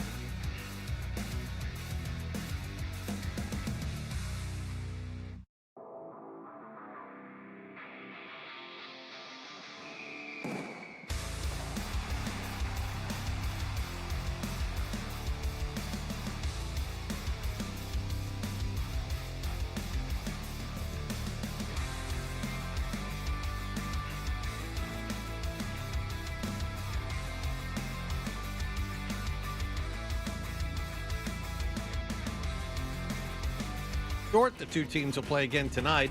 Patriots are out at practice without pads yesterday as they begin to get ready for a road exhibition game against Minnesota on Saturday. Christian Gonzalez, Ramondre Stevenson, Jalen Polk, and Kendrick Bourne were all missing yesterday, and the offense struggled again at times. The teams will hold joint practices against the Vikings tomorrow and Thursday. And another NFL news, Cleveland Pro Bowler Myles Garrett was stopped and cited for speeding yesterday. He was driving 100 miles an hour in a 60 zone at about 2 a.m. on Saturday morning. Sports Hub headlines are brought to you by the $14.99 Big Deal Meals at the 99, like the crispy fried twin catch with North Atlantic cod and crispy shrimp. Available every Monday through Wednesday for just $14.99. You gotta love the nines. I'm John Wallach on Boston's Home for Sports, 98.5 The Sports Hub. Your next update at 8:30. No matter where you go, you're always connected to Boston sports with the 98.5 The Sports Hub app. Download it wherever you get your apps today. Oh boy, I guess it's time for more Toucher and Hardy on 98.5 The Sports Hub. Is some of the worst music of all time, yet it was at the forefront of a massive several massive cultural movements. Hip-hop, punk rock, they were all created. Real heavy rock and roll, which, Yeah. I mean, as you know, a fan of The Who, I would, I do like to say they were the first band to really kind of rock hard in the late 60s, but it's the 70s. The 70s is when hard rock really became a thing. Yeah, because Black Sabbath's first album was, 69? Yeah. And so, 70, I think. No, I think Black Sabbath came out in 69, but I look, man, we're splitting hairs at this point. But it's like all that music came as a reaction to how crappy the music was in the 70s. In the middle of all of that, you had disco, which is right. And not only that, but like Donnie and Marie and stuff. Like, I mean, real garbage. Like objective garbage. Leo Sayer. Like, you had a lot of crap. That's right. Like nothing that people look back on and go oh, in retrospect, that was good songwriting. I mean, you have really, what's the female Pat Boone lady? You just a lot of crap. Anne Murray? Anne Murray. Like, you have... Thank you. Wow, that's a great pull. Really. Wow, we're getting on the right same away. wavelength. Fire. Scary. Yeah, I mean, we're becoming like an old couple. But we're finishing each other's... This one, sentences. We're finishing each other off. All right, so... to completion. Exactly. So here we are, and I cannot... and that involves prostate, which is not an easy task for him. And so prostate massaging, John, is what I'm talking about. And so here we are, and we are in our 50s, John close to 60, and I am just at the cusp of my 50s, but we are in no position to, for the decade of 2020, be any kind of cultural arbiter. So that is why Adam is here. He is put together a list of what would be the song of the summer. I still pay attention to this stuff. I still curate playlists every year. In fact, we went through this exercise at the beginning of the summer. We found a gem. It's a wonderful summer song. We've played on the show a little bit. Yeah, just that tonality. The little drum that she's banging every... that tonal drum, Yeah, she went out and bought something that you just hit with your fingers. Yeah. If you hit it here, it makes this sound. Hit it there, it makes that sound. You don't have to know how to play music. You just have to hit it here. She could be absolutely gorgeous, and I would still sleep with her. No, I'm just kidding. But that would be a lot to put up with, no matter how hot that song this way. That just that way of singing is asking an awful lot. But here we go. We do. Adam. We have some new what's the word I'm looking for here?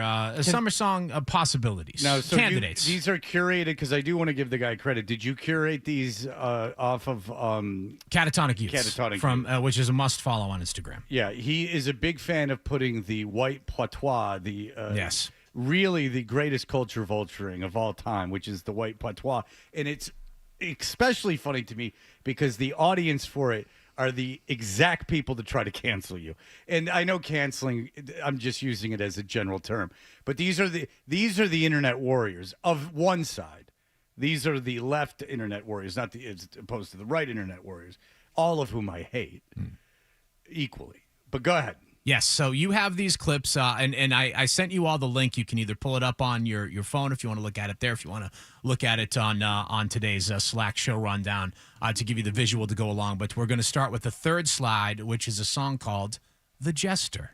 All right, this is The Jester, which is, I'm not getting this thing to work for me, but it doesn't matter. I don't have to see it. The Jester...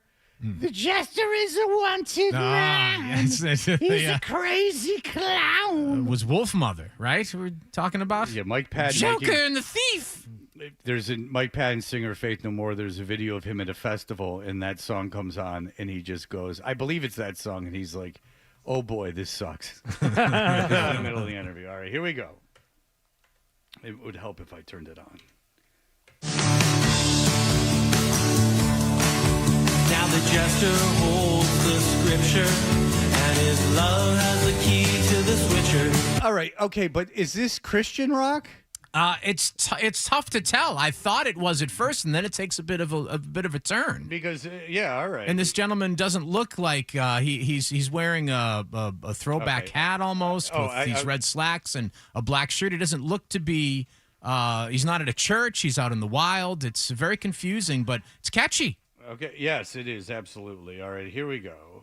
For the stained glass is more than a picture. If the prophets cut the ties. Oh, okay, so I see the guy. He's wearing the Fallout guy. Not Fallout. He's wearing the Fallout Boy lead singer hat. Yeah, pretty much. He's wearing the fat kid hat. Yeah, he's got himself a short sleeved or rolled up sleeved black button down shirt, red slacks. Yeah, and he's just hanging in the park, and he's doing the Spin Doctors, my wrist don't work, flappy hand thing, which it's very big in the 90s. Yes, if you recall the Spin Doctors. By the way, I had a friend who had the Spin Doctors album. We were in Hilton Head together, and he said, "This is the future." And in college, I had a girl that told me Flip Fantasia was the future. Oh, but us three, Cantaloupe. Yeah. But and she was from New York City, so I believed her. But there was this kind of lead singer where I can't get my hands to lift. Yes. That they have to flap, and it's not an effeminate thing. It's just a. Look, man, we're is hanging super cash. loose. Yeah, right. We're just in a tragically hip guy on SNL. Although that was a little more spastic, I suppose. But I hate it. I know that's one of the worst things. Stop it, ever. Adam. Sorry, now I he's didn't mean dead. to derail you. He's I didn't dead. know that. Oh, R.I.P. Well, I mean, people die, but it happens. That performance on Saturday Night Live, that's terrible. That hits me that hits me in a way that's almost unfairly violent. And Medusa held the lighter for my green-eyed scribe playwriter who fell asleep before she was tired, just so time would pass her by. All right, so it suffices to say that sucks. That's the Jester. All right, the Jester is a wanted man. So we have on slide 6. And Medusa held the lighter. Well, yes, I know that's things like, oh, is this Christian? Well, no. Now we're talking about Greek mythology and all these other things. Watch Clash of the Titans. It's a classic. Yes, I would watch that if it were on right now. I was obsessed with that when I was. It's a great movie. The Harry Hamlin Clash of the Titans. Hell yeah. Yeah, Harry Hamlin. I just had Rip Torn's the villain. So many confusing feelings about him. All right, and what is this? Now this is slide 6. The two guys like at Stonehenge. Yes, that's right. They're at a stone circle in Glastonbury, and this is their song. Fred, you're familiar with and enjoy the music of Dizzy Rascal, the grime artist, and maybe the Streets, Mike Skinner, who was kind of part of that early 2000s UK hip hop sound. Well, this certainly pulls from that. The song is called Choose. Jeans were full of more holes in a racist argument. So next stop's the High Street, or what's left of it. Top man's gone in it, so since then everyone's picked a side. JD for the tracksuit mafia and Uniqlo for the... You know what? I can't even tell. What do I know? Fits the video perfectly. Yeah, like I don't really know what they're doing. They're just standing around in a circle of rocks in Glastonbury. To be honest with you, I can't really judge this. Okay. I'm in no position to judge this. I don't know what's going on. It's something in the United Kingdom. Scandinavians. But me, I'm Mr. Blonde, stuck in the middle with you. Yeah, I mean, this is like the fall. God. Yeah, Marky Kelly. Yeah, this is these guys. Marky Smith, sorry. Marky Smith from the Fall. The Fall were a band where the guy's saying kind of like this, and everyone assumed he was a genius. And then at the end of his life, they started reconsidering, saying maybe he's just a crazy drunk. Yeah, all right. I don't know what to do. Well, let's move on to the next slide, which is slide 7, and this is a very manic white guy. Yes, this song is called "I'm in Trouble." This also, I guess you could put into the hip hop genre, but a much different sound than what we just heard. Yeah, he has the haircut that every white kid had, or every kid. I shouldn't even just say white kid. Every kid has now. It's like a faded sides and back. The broccoli top. Yeah, and then alpaca. And then the poof. Does your son have the poof? No. Your son doesn't have the poof. His hair's too straight. But my son's hair is straight. When I say this, this is without any exaggeration. My son, in every single person I've ever seen him with, anywhere, has got the poof. I call it the poof. If you watch The Summer I Turned Pretty, everyone but Conrad has the poof. That's why Conrad he's the brooding hero. Okay. But certainly, Zoe, what's the name of Conrad, the woman who's marrying Belly? All right, she's got headphones in. She's laughing at her phone. She's a bird. Well, she's watching the slides as well. She's enjoying. What is the name of Conrad's brother? Jeremiah. Jeremiah has the poof. Jeremiah looks a lot like my son. It's very disturbing. But he's got big pepperoni nipples on him. Jeremiah takes his shirt off, and his nipples are about 2 inches by 2 inches. That's right, isn't it, Zoe? Jeremiah's got huge nips. Yeah, it's a problem. Porn because it's bad for his wrist. I can't even watch porn because it's bad for my wrist. That's why you can't watch it? It's because of a physical condition? Okay. I muscled through that as a 12-year-old. You got to fight through it. Yeah, 12 through 18, I muscled through that. There was no wrist condition that was stopping me. This guy's a pussy. I mean, you get Keanu Tom on. It's noon. You just woke up on a summer morning. What, you going to let your wrist stop you? That's the leader so far. So I'm in trouble. I'm in trouble. I'm in trouble. It's very timely, very topical. We'll take you back to the summer of 2025 when you listen to it 5 years from now. Yes, it speaks of the angst we're all having. Our wrists all hurt from masturbating. Okay. Go to the next slide. This is a middle-aged gentleman in a ill-fitting T-shirt, and it's very disappointing because you think there's a midget in it, but it's just a video of him lower. Yes, exactly. He's got a little split-screen thing going on. I thought it was unfortunate twins. I thought there was one guy that was full size, and he had an identical guy that was just 2 feet shorter than him. This ain't catfishing, man. I thought I was going to watch a little person video. Yeah, I thought that and not only that, but they were twins. What I will say is this guy's got Belichickian breasts. He does, and this is a song called "More of You." Okay. Devil's attacking you. More and more of you. Friends are bezzing you. More and more of you. Finance, I need more of you. Your rent is overdue. More and more of you. All right, now this is a religious song because there is a lot of God in being superimposed on the devil screen. as well, yes. And it's strange because usually Christian music automatically is really good. You got to always err on the side of it being good. Also very synthy. Yes. They love the synthesizer and the 808 drum machine. I like this guy. He's got kind of like a John Lee Hooker blowing through the phrasing type of vibe to it. He's not going to fall into the constructs of your 12-bar blues. He's like, no, I'm just going to finish this phrase when it finishes, and if the music is doing something else, so be it. And he's tapping into the angst of the summer of 2025 that we're all feeling, like Fred was just saying with the last artist. Yeah, he's got a Wesley Willis type vibe to him. But I am still... What's up with the dog howling? Well, it's a very emotional song. Oh. Yeah. More of You, it's called. That dog wants outside. I'll tell you that. More and more of you. I need more. This is a guy pleading to his girlfriend, fatter, eat. John, have you ever been there with a booty? You grow already. I need more of you. No, I take them ready. Whoa, Dad. Yeah, Al Cole's just like, do whatever you want. I'll still sleep with you. More and more of you. I need more. I need more of you. You know somewhere the girl's going, Even yes, just that. if you have it. Yeah, I was about to leave you, but now I want you very badly. But I always wished you were shorter. Well, I can make that happen. I need more and more. I need more of you. More and more of you. Is he singing to a woman in a hole? Has he created a hole where he is lowered? Or is he her singing into? from a hole? Because there's a little different vibe to that. I need more. The script on it says worship God through the trails.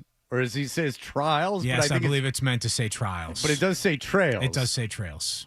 Yes. Trials is where the eye placement in trials is very tricky. We can't be, copy checking all of these videos. They got to get this content out toot sweet in order to be in the running for the summer 2025 best song. Yeah, he's saying the devil's attacking you.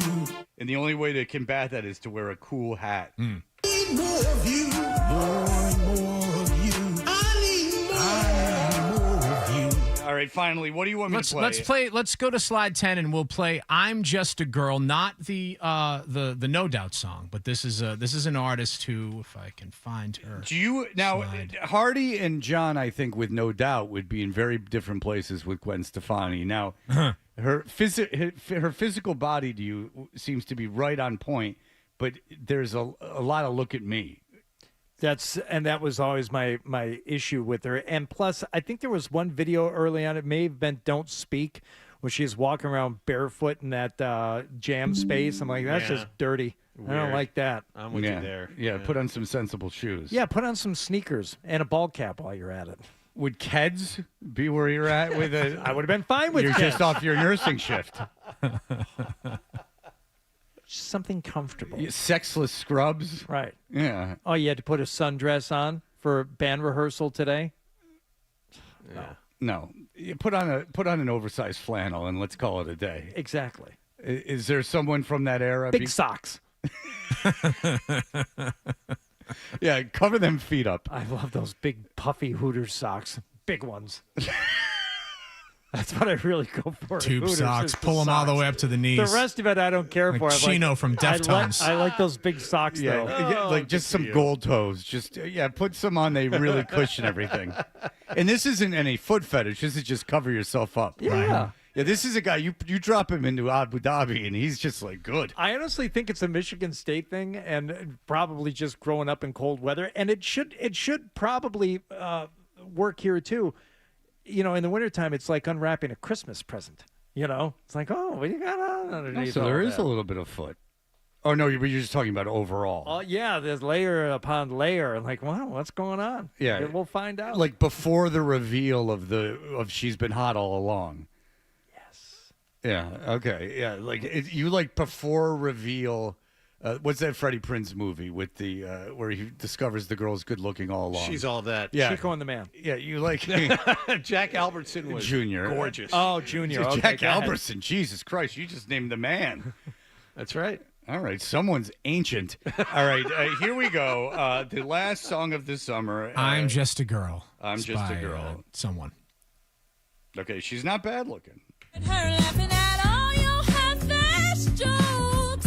It's a shame you couldn't be someone as funny. But I'm just a girl. Yeah, someone desperately is- just wanted to bang her and was just like, sure. Sure. We'll do everything. I'll handle everything. You're produce going to it be a all. star, baby. She's got the voice. Someone listened to Lauryn Hill a lot. Yeah. This is Lauryn Hill. She's a is regular what this Nina is. Simone, really. If you told me she was related to Billy Joel, I would not doubt it with those big... She got the droopy eyes. She's got big, droopy, slow eyes. Okay. Like big, droopy, like and not slow in like a brain way, but in a movement way. Like I'm not in any rush. I'm about to go to sleep at any moment here. Oh, I like how they layered it there. That's nice. It's so bad. It's so nice we made it twice.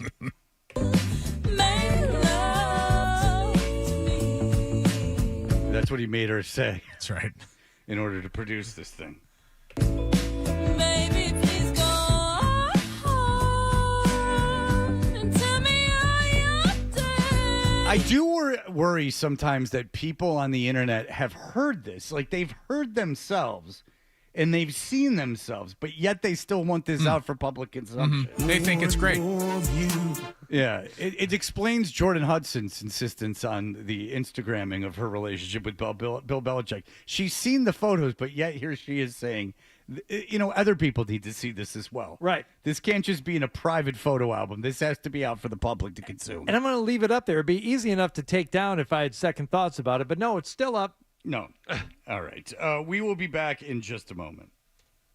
Toucher and Hardy, those scams.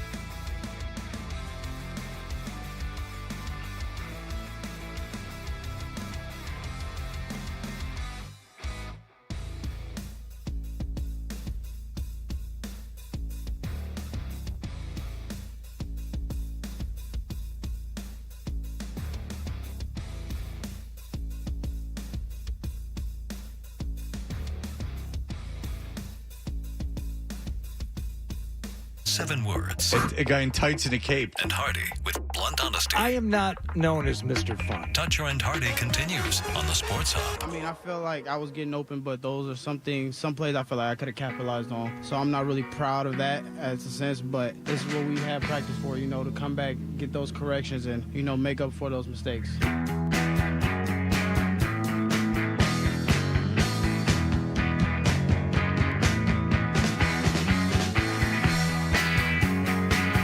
Hey, we're Toucher and Hardy. One thing to keep an eye on before we get to the Patriots, which we'll talk about this break, is the Pittsburgh Steelers.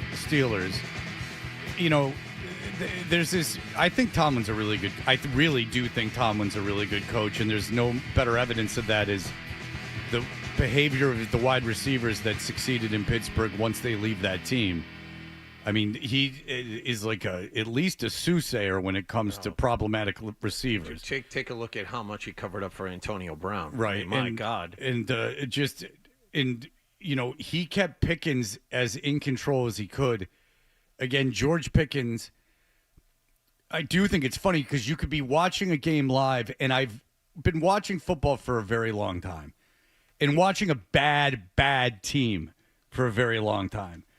But I've never seen during a live game, not a dedicated shot to the player, like where one camera's focusing on them, but when it's just an aerial shot of the play in real time, seeing a receiver freak out like that, like throw a fit during a play numerous times. It was something to behold. I don't remember I know Randy Moss did it, but I never remember seeing it happen. Right. Like Moss would routinely loaf on teams that weren't good. And right, but you didn't notice it because you're following the ball, right? Right. But Pickens was so demonstrative and would just flip out during a play that it was really something. But anyway, that being said, I think that the Steelers are setting up that this is going to be a disaster. Have you seen Aaron Rodgers? And this is nitpicking, but did you see the cone drill that he had to do? No, I did not. Okay, so there's cones set up. Okay. And he has to chop his feet and work his way through these cones. And I don't know if either way it's not good. A, he physically couldn't do it, or B, he just didn't care. In either way, I don't like it. I mean, you're coming off in a season where you got hurt, and then after that, a season that you were awful. And if you're half-assing it through this camp, I don't know what to tell you. I think they should play him in preseason. At least let him get a couple reps in preseason games. People fight me on it, but I do think they should. This is one of those times, and you saw Belichick. It happened to Belichick at the end of his run. I mean, Tomlin's been there forever now. And you look at the personnel, and you look at Aaron Rodgers, this is it. He's not on the back nine. He's on the 18th hole. This is it for him. Yeah, he's hitting an approach on and Tomlin has sold his soul, and Pittsburgh, the upper management, they have sold their souls to the devil here. Well, the reason I bring it out, good for this year, and what you're about to say just proves that there's chaos everywhere. Right. So T.J. Watt got his deal done, but now Cameron Hayward, who is very important for them, is threatening to sit out the season. So my point is, this training camp already, and it's not even Rodgers yet. It's too much. It's the end of the line. I just saw the cone drill. He's gonna get croaked. Yes, he can't move, dude. Move. In this, I think listeners can relate to because now you root for a bad team, and when you root for a bad team, national analysts aren't watching the games. No. Once your team sucks, and I'm sure Patriots fans have experienced this over the last couple years. You'll be watching a national broadcast and they'll say something about a player and you'll go, no. You're obviously not watching the games. You've looked at the box score. It's called box score analysis, which is I didn't make it up. I think it's the best terminology for it. And it's in any sport, really. You can see it I'm sure if you're a Bruins fan, you've seen it. It's Celtics in bad years, you've seen it. Guys are analyzing something and you're going, that's not true. Aaron Rodgers sucked last year. And I'm not making it up. I saw every single snap. He blew. He sucked. And there's analysts Oh, no. He'll be good. Like, this is all he needs. And, Hardy, you just saw it. He can't move. Is his arm still good? Absolutely. Of course. Can he still does he have like a freaky arm? Absolutely. Does he probably know what's going on before, most quarterbacks, I guess. But the problem is, he let the play clock run out about 10 times. Well, that's while he was reading the defense. See, now that's the thing. The arm is live, absolutely. But it's the movement that you don't see. He just doesn't have, any type of urgency or agility when it comes to that stuff. But I wonder if part of it is age and part of it is just he's been so good for so long with that arm that the danger that's there, he doesn't sense it or he doesn't give it enough credibility. And that's why I think he's going to get popped again, like early. Like someone is going to get to him in a bad way because he doesn't have any way to evade it. And I just don't think he recognizes the danger. He's just depending on his arm to bail him out. And the game has gotten too quick for him. You have to extend plays. It's not science. I mean, just watch the Bills. Watch the Patriots. Watch when Drake May's in. I mean, the way that it is now, these edge rushers are so good that you got a second and a half. Unless you can extend the play, then you can buy another second. And when you have a quarterback that's just sitting there, and now the brilliance of Brady was his ability to move up in the pocket and and first of all, I think the NFL's changed a little bit. And also just, he was so smart. Like he got rid of the ball, I mean, I'm telling you everything you already know. So Brady and Manning, for that matter, they're just on a different level. It's just they're so much better than Rodgers. And I know there's arguments and everything. Rodgers physically is better than both of them and should have been a better quarterback if it was all just based on physicality. But Brady and Manning are just really just brilliant, like brilliant football minds. But that's the Steelers. Now, we can even do this for 2 breaks. But Ben Volen, who I don't know why everyone hates Ben Volen. I like Ben Volen. I think Ben Volen's a good football writer, and I actually like him personally. I think he's a good guy. I don't know why everyone's all over him. He's not like a phony prick. When I see him, he's nice. He's got the best nickname on the beat. What is it? Mittens. Yeah, he's a little boy. I think so gave that to him. Well, there's something about football writers where lots of them are very small. Now, really Ben Volen cannot deny that he is very small. Now, is it mittens because he was wearing mittens or because he got little mitten hands? You'd have to ask Zoe. Okay. But it's stuck. I think it would be option B, knowing Zoe. It would be well, isn't it B. that like this show? As I praise someone, we have to cut them down in some way. But he does have concerns. Now, I will say this. I know that people crap on Volen, and this article is critical of the Patriots, and so I did look at the comments. And I will give the Crazy Globe listeners a little bit of credit. The 3 that I read, and I only did read 3, were like in agreement. They were in agreement with this. And so here is what he had to say. He says, what if Drake May doesn't cut down his turnovers? Most observers were impressed with May's rookie season, but when he displayed an impressive dual threat ability, despite having little help for teammates and coaches, which is absolutely true. May also benefited from low expectations, which we've discussed often. Yep. He only won 1 game start to finish, and that was at the Bears, and they only scored 19 points. And in his 13 games, he committed 16 turnovers.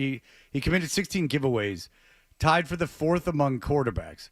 But while Kirk Cousins committed 18 turnovers and 913 snaps, and C.J. Stroud had 16 and 1,034 snaps, right, May committed his in just 681. A turnover rate on par with Will Levis, Anthony Richardson, Jameis Winston, and Gardner Minshew. Now, Jameis Winston's a turnover machine. Yeah. Anthony Richardson is another physically gifted quarterback that will never play, and Levis sucks.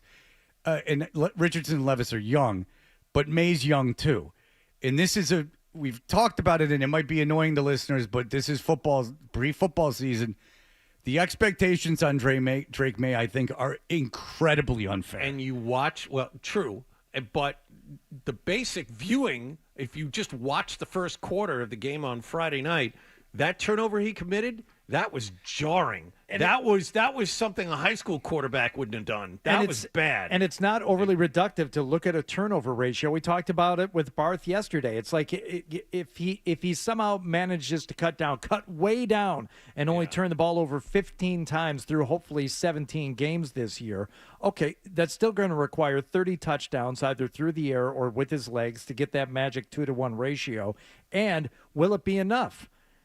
It's also a huge expectation, because based on those snap numbers and the number of times he turned the ball over, only turning the ball over 15 times would be a huge improvement, and it still may not be enough. And if you want to win 10 or 11 games, which this radio station is putting out there, you cannot turn the ball over. Now you can't turn the ball over. You just can't. Well, that's the thing. If your expectations are that high, and there are plenty of people out there, 10, say 9. Say 9 wins. How about the game against Buffalo, the last game of the season, could be the division. That's for the division. Of course. We heard that over the weekend. But if you are one of those pie-in-the-sky people that thinks this team can win 10 or 11 games, and you saw Drake May commit that bad turnover, you got to be scared a little bit. It was a front side. He should have seen it coming. There was a bunch of things wrong with that. But we're not also cherry-picking one play. That's just from the last game. I mean, it's just history.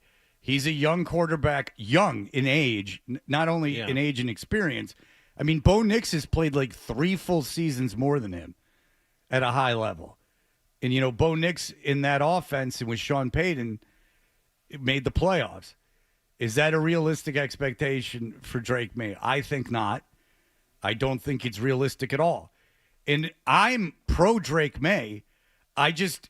With the expectations that are on the line, if they lose to Vegas, which I think they will, and they get to him, and, Geno Smith's just good enough. Max Crosby lining up across from 2 rookies. You have to like Max Crosby's chances. I mean, I really like the Raiders in that game, but also I don't think it's fair if they lose that game, that it's fair to panic and say the sky's falling, just like it wasn't last year when they beat the Bengals. What you're hoping this is going to be a great season. A realistic point of view is building slowly. And let's talk. We got the offensive line is next. Let's talk about that next. That's part of the argument here. All right, we will be back in just a moment. Here are the headlines. Essential Sports Hub headline presented by Celsius Energy Drinks. Red Sox lost in Houston last night 7-6 in the opener of a 3-game series. That's 3 straight losses for the Red Sox. Garrett Crochet struggled for the first time this season. He allowed 5 runs in 4 innings. The 2 teams will play again tonight. Patriots are out at practice without pads yesterday. Christian Gonzalez, Ramondre Stevenson, Jalen Polk, and Kendrick Bourne were all missing. The team will travel to Minnesota today and hold joint practices against the Vikings tomorrow and Thursday. And in NBA news, the league has today announced its major TV schedule for the upcoming season. Celtics do not play on Christmas this year, but they do have an 8 p.m. game in Detroit on Martin Luther King Day on NBC. It's the final game of a quadruple header on that network. Sports Hub headlines are brought to you by Cortica, Massachusetts' leading autism care team, offering immediate diagnosis and therapies for toddlers and preschoolers. Learn how Cortica can support your child's autism care journey at CorticaCare.com. That's CorticaCare.com. I'm John Wallach at Boston's Home for Sports, 98.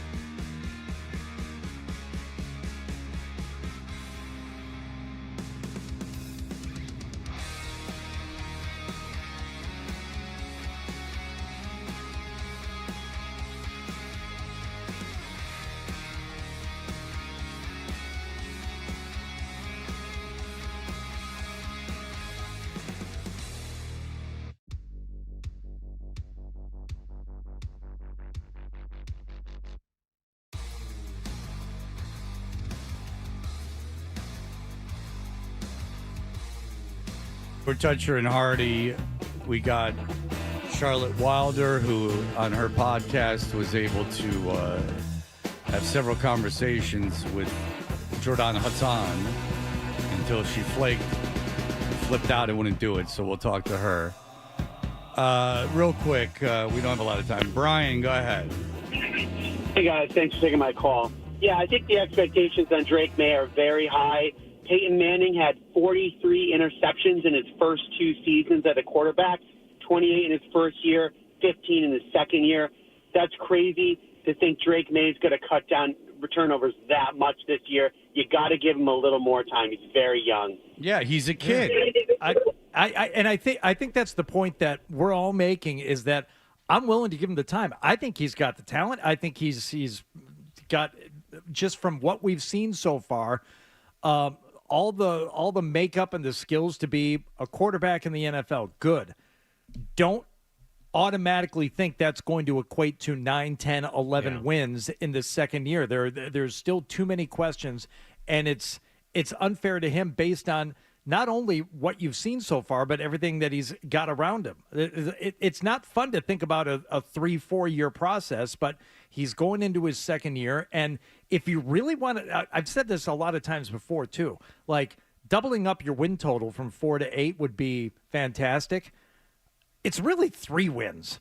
The last win of the year was given to you by Buffalo, who didn't want you to lose that game. So if you want to lower that and say 6, 7 wins, making a huge improvement, I think it would be. That'd be great. All right, so we talked about, Volan's got this article, and he's talking about the offensive line. He talks about Morgan Moses. He's battled injuries in the heat of this training camp, has struggled to finish practice. Morgan Moses, tough guy, good locker room guy, but as discussed many times, he's not playing 17 games, even close to it. I would say that with all confidence. Bradbury, the center, was released by the Vikings after 6 seasons, and we all know he was Pro Football Focus's 33rd ranked center in 2024. And with the rookies, he gets into if Campbell can play left tackle. Did you knew Campbell's 33-inch arms are on the smaller side, but the real issue is his shoulders. Campbell's 77 3/8 inch wingspan made him the narrowest tackle to be measured at the NFL Combine since at least 1999. Okay.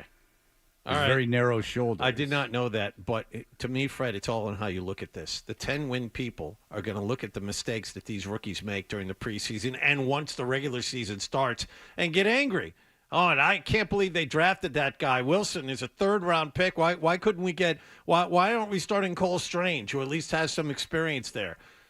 Cole Strange might not make this team. Right, and there's a reason for that. He really wasn't great when he was the starter 2-3 years ago either, and we were talking about that then.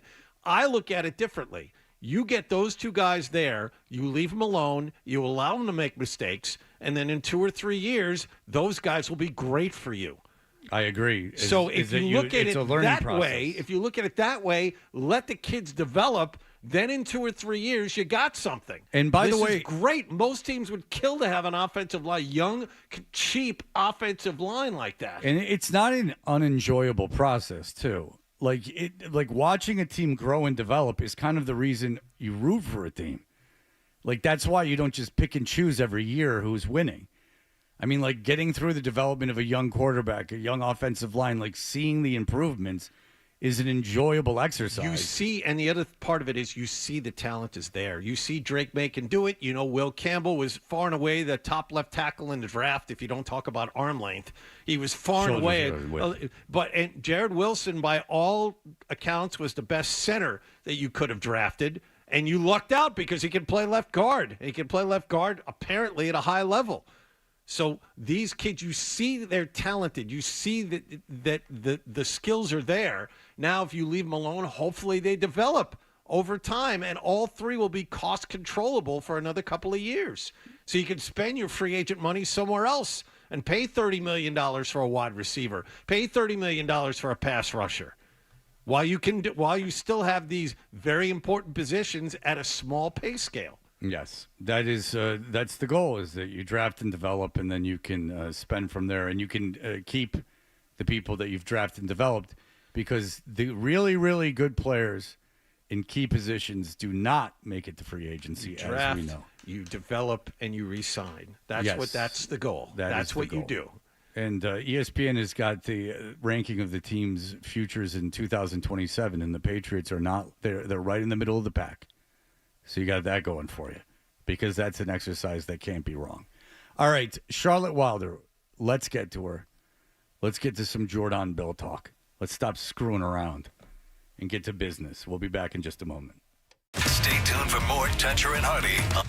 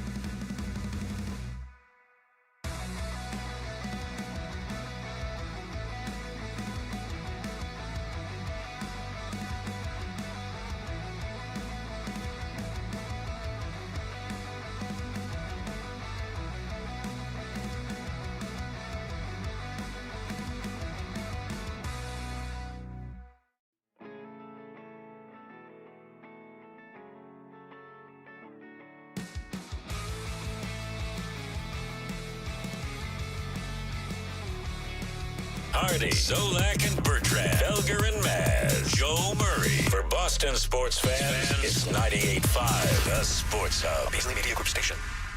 Sports Hub headlines. Presented by Celsius Energy Drinks. Red Sox lost their third in a row last night, 7-6 in Houston to the Astros in the opener of a 3-game series. Alex Bregman, a 2-run homer in his first at-bat back in his old ballpark, but Garrett Crochet had his worst night in a Red Sox uniform.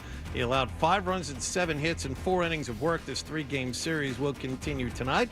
Patriots are without Christian Gonzalez, Ramondre Stevenson, Jalen Polk, and Kendrick Bourne at practice yesterday. The team will travel today. They have joint practices with the Minnesota Vikings tomorrow and Thursday, and then an exhibition game in Minnesota on Saturday. And the NBA has this morning announced its major TV schedule for the upcoming season. Celtics do not play on Christmas. They will visit Detroit as the final game of a quadruple header on Martin Luther King Day. Sports Hub headlines are brought to you by the FM Championship. Returning to TPC Boston August 28th through the 31st. Spend Labor Day weekend watching the top LPGA athletes in action live. To buy tickets and learn more, visit fmchampionship.com today. I'm John Wallach on Boston's Home for Sports, 98.5 The Sports Hub. Your next update at 9:30. If you've got the app, you've got Toucher and Hardy to wake you up no matter where you are. Or who may or may not have been to jail. Get the app. The 98.5 The Sports Hub app. It's called Rising and Grinding. Start your day. Got your finger on the pulse, Fred. Seldom right and never wrong. Right here.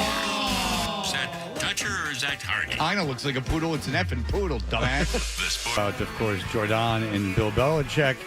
Jordyn Hudson. Oh, was I mocked over a year ago when I said this is the biggest story in the history of sports. It's my favorite story that's ever happened in sports, and that is not hyperbole. New hero in our midst, and that is Charlotte Wilder, who we've had on the show before, and now she's a big shot. She's co-hosting the sports gossip show for The Athletic, and she's doing very well for herself. Some people say she's doing the best. You understand what I'm saying? Some very smart people. Some very smart people. Charlotte Wilder, hello.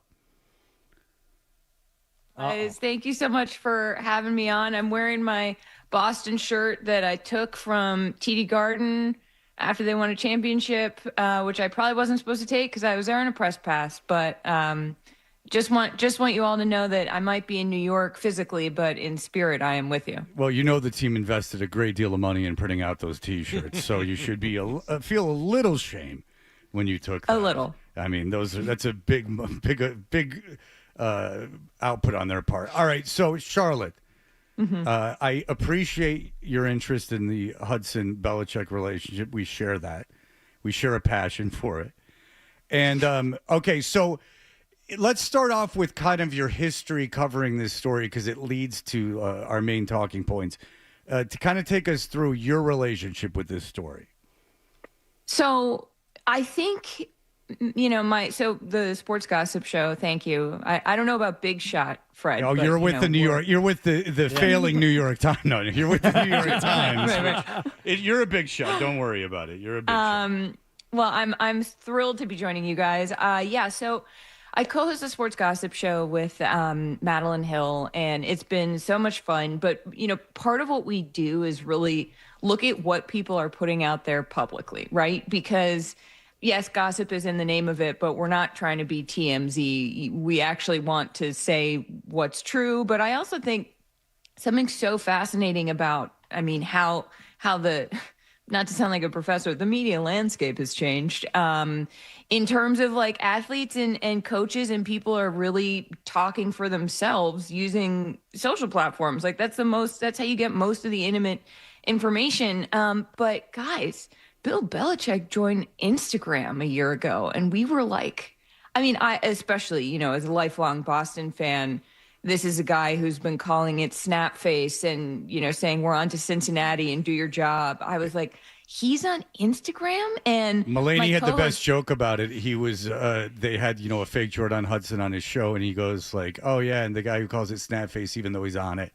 Like, yeah, that like willful ignorance, so annoying. Yeah. Go ahead. Yeah. What? Right. It's like you joined, but my co-host Madeline, who's worked in entertainment and run social accounts for big celebrities, saw that Bill had accepted a collaboration post where it just shows up on Instagram as like his name and another name and another name. And she was like, there is no way that Bill Belichick knows how to do this. And news had come out that he was dating Jordyn Hudson, who's 23, 24 at the time. And we were like, she has got to be behind this. Also, the posts were not in his voice, like the captions. And she had started posting too. And so she was getting attention herself on social media.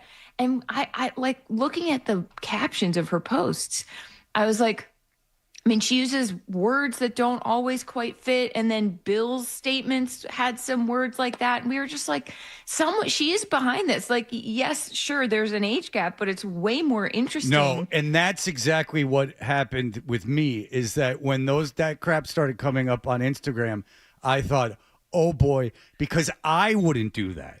Like, you understand what I'm saying? And I'm some loser DJ, but if I'm dating some girl, I'm not letting her, unless like we're getting married or something, I'm certainly not putting up pictures of us frolicking on Instagram. You understand what I'm saying? And that's when I went, oh boy, this is something else.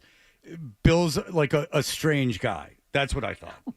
Yeah, I also think, I mean, tell me what you guys thought about this, but I was like, this is not the guy we've known for 20 plus years. That was the weirdest part to me, where it was like all of a sudden he would go on, Pat McAfee on ESPN and be smiling and joking. And then he was on social media willingly. And like when they dressed up for Halloween as the fisherman and the mermaid. He caught her.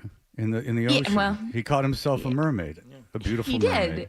Yeah. And, we're all really happy for him. That's right. But like, would you have done that? Let me just ask you, Charlotte. This is another thing. Like, would you have done that? Like, okay. say you were dating a guy, or I don't know if you're married, you're dating a guy, I don't know. And he goes like, I got an idea. Put on this mermaid outfit and sit in the water, and I will pretend that I caught you. My guess is that you're going to say, no. Like, I don't know. Wait, well, also, Fred, I don't like being in clothes and being wet in the sand in October. Like, yeah. I mean, there's a very real physical problem. The logistics of it are troubling, also. But okay, so to answer your question, though, Charlotte, like, doesn't this seem odd for a guy who has never been this way? Yeah, but what else changed around this same time? He went from being the undisputed greatest coach of the game in history to being just another coach. And this whole facade of it all has to be about football, and it's all business all the time. Once that got blown up and it turns out, oh, really it doesn't have to be, because if you don't have the greatest quarterback, you don't have the greatest team, then really you're just another coach.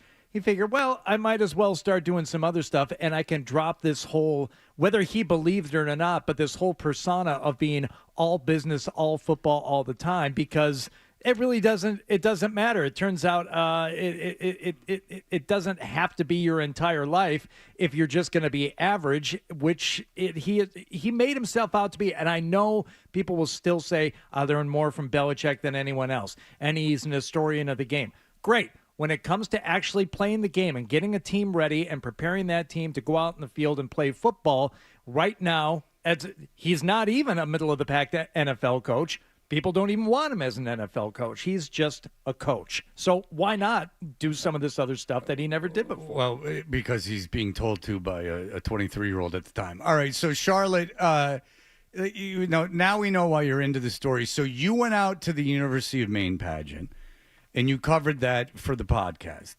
The Miss Maine pageant. Yeah, yes. I know. We got to cease and desist. I know. Miss Maine USA. Miss Maine USA. We got to skirt their legal issues. I wasn't familiar with your game. No, we got to cease and desist, and they were very. We got it from both. We got it from both. Yeah, which is shrewd PR from everybody involved. Was really between good. Hudson and these two idiot pageant organizations. There's a lot of really good PR, savvy media people involved. But so anyway, so you go out there and you cover it. And so then you receive a phone call, and take us from there. Yeah, this was one of the weirder Fred, I feel like you remember when I did that story on Jeff Fisher. Yes, we had you on. Former NFL coach. It was wonderful. Yeah, and loved it. And I was on an ATV, and he like, we go through the river, and he says, "Feet up, Shar," and I was like, "This is the weirdest experience."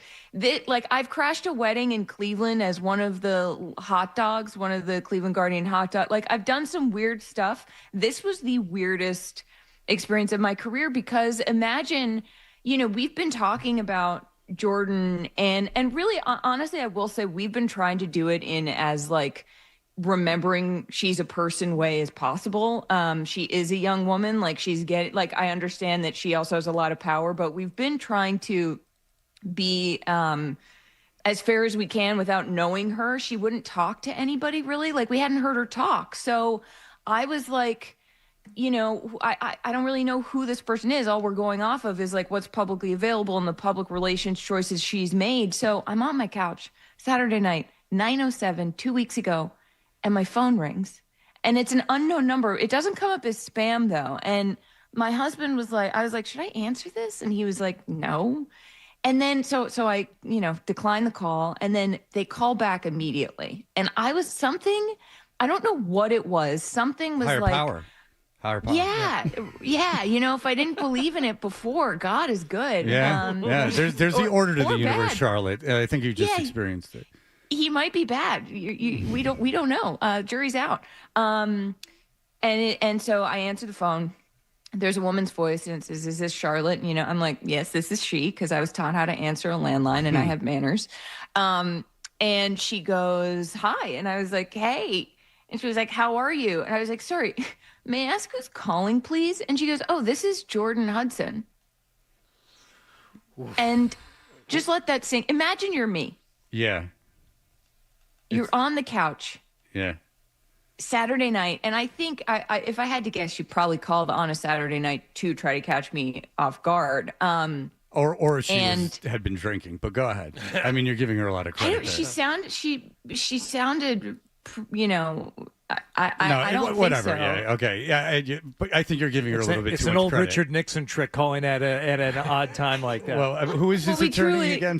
She took Swifty Lazar used to do this too. It's fantastic. I haven't given her enough credit. Go, Charlotte. Yeah, she's a real PR master. Yeah. Go ahead. All right, go ahead. So she calls me, and it wasn't totally clear to me why. I think it sounded like she was sort of gearing up to be mad at me, but then I was, we were just sort of talking, because I was like, she can't know that I am rattled by this. And I was just like, "How are you? What's up?" And we were just kind of chatting, and it turned out, I think she had some issues with how we covered the pageant. And so I was like, you know what, let's get Madeline, my co-host, on the phone too. Like, I can't answer this, like, these questions without her. Also, I don't have my notes in front. Like, also, Madeline and I talked after this happened. It was a 37-minute phone call, and I was like, "Okay, oh boy, Jordyn, I gotta hop off." Right. I was getting something was so weird about it that I was like, I'm gonna call you back. Over the course of that next week, Madeline and I talked to her on FaceTime and the phone for 5 hours, trying to get her to come on our show. Because first of all, on one hand, we really did want to give her a chance to say, like, tell us what you like. We've been talking about you for 8 months, so it's only fair that you have a chance to come on. Yeah, absolutely. Right? And then if she comes on your podcast and she's like human, and just tells her story, that's invaluable. And like you would have been a safe space for that to happen. Not that you're like lightweight, but that it's a conversational podcast, and she would have had the opportunity, if she had it, to get like her real personality out there, show a little humor. That goes a long way. But yes, go ahead. Yeah, exactly, Fred. And I think too, like, we wanted that for her, if that makes sense. Yes, like, it does. I think that, I have compassion for how strange this has all been for her. At the same time, like, she calls a reporter on Saturday out of the blue. We talked to her for 5 hours. She keeps going in circles about whether she'll come on the show or not. We think there's a chance that she's going to show up in New York on Friday to do this interview. but we don't hear from her. Like, we talked to her till really late on Thursday, and she's like, let me figure out if I can make this happen. And we were like, oh my God, okay, great. Don't hear anything on Friday. And Madeline and I on Friday were just kind of like, you know what? Something feels off about this. Like, feels like she has too much control over the situation. We're journalists trying to get her to come on, but we've given her more leeway than we would another source. Just because also, as you said, this is the biggest story in sports. This is, and people might laugh. I might get messages from your listeners being like, oh, no, it's not. But like, no, it is. Having Jordyn on a show would be massive. It would be, of course we wanted that. It's about as big a guest as you can get. It really is. Yeah, like as big as like non-Taylor Swifty guest. Yes, absolutely. Okay. Totally. All right, so you're waiting around on Friday, and what happened? Well, so on Friday, I think we got to a point on Friday where we hadn't heard from her by, noon. And we were like, you know what, this is not going to happen. And also, like, maybe it's not the best idea to have this interview. Obviously, it would be amazing for the show and for us. But there was something in the tenor of our conversations where we couldn't tell if she, like, wanted us to be her friends or wanted advice or wanted us to like her. It wasn't ever totally clear what was going on. And so we were like, maybe this is for the best. Like, it felt like we had lost a little bit of control over the situation. Friday at 2:45, I have 2 missed calls. She calls Madeline. She calls me again. And I was like, I'm going to answer this because there's a good chance, given how sort of chaotic the communication had been. She would go dark. She would pop back up. We would talk for a long time. Be like, I was like, there's a chance she's at LaGuardia at the airport right now. And like, she wants to do it. And if I didn't answer and she's in New York and was like, I came to do your show, that would have been really bad. So I answer. She was like, I haven't been able to make travel work. And then she just really starts yelling at me and she's crying and is upset. She says that she listened to the second half of our pageant episode of our coverage, having gone to it, and didn't like what we said. And I was like, hold on. I was confused because I was like, I thought this is the episode we've been talking about for 5 hours over the past week. And it became clear that this was just not. She was really, really upset. And, like 13, 14 minutes later of her just really kind of letting me have it, I was like, you know what, this isn't productive. I think we should I get you don't want to do the show. Like, we'll get off the phone. And that was the last we heard from her. And we had said on Thursday, like, if you don't come on the show, we are going to talk about the fact that we talked to you because we have been covering the story. We can't just pretend this didn't happen. And I felt kind of conflicted because I was like, this was so bizarre. And like, we want to tell the story with humanity, but also be like, this was wild and so many bad decisions PR wise. Like, but she gave us no choice. She called. But that's the thing, Charlotte. Yeah, I know. For 5 hours. And also, she's a self-described PR person. In fact, when she talked to you, she compared herself to Taylor Swift's PR person, if I'm not mistaken. She did, to Tree Payne. Yeah, so like, there is this like, yeah, she's a kid, and if she wants to, date an old guy, whatever. But plenty of people do that. Powerful old men date younger women all the time. But they don't insert them. I mean, she wants to be famous, Charlotte. She obviously, after talking to her for 5 hours, I mean, she obviously wants to be famous, but it's that kind of, I want to be famous. I want everyone to like me, but I don't do anything. And the things I do poorly. So that's kind of the also thing. Like, yeah, it's also like she wants to be famous, but doesn't understand how it works. Like, if you're famous, you can't control what everybody says about you all the time. That's what I'm, yeah.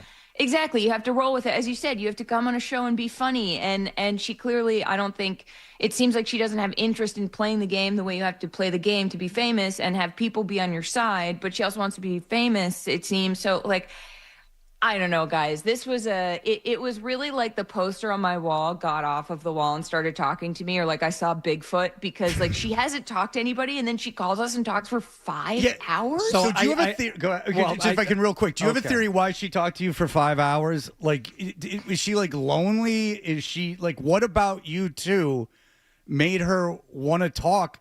I mean, how many people do you talk on the phone for 5 hours with in your life? None. I'm guessing none. Many. Yeah. So, like, what is your like? If you're playing an analyst role, like a psychiatrist, what do you think, based on your conversations, she was getting out of those 5 hour phone calls?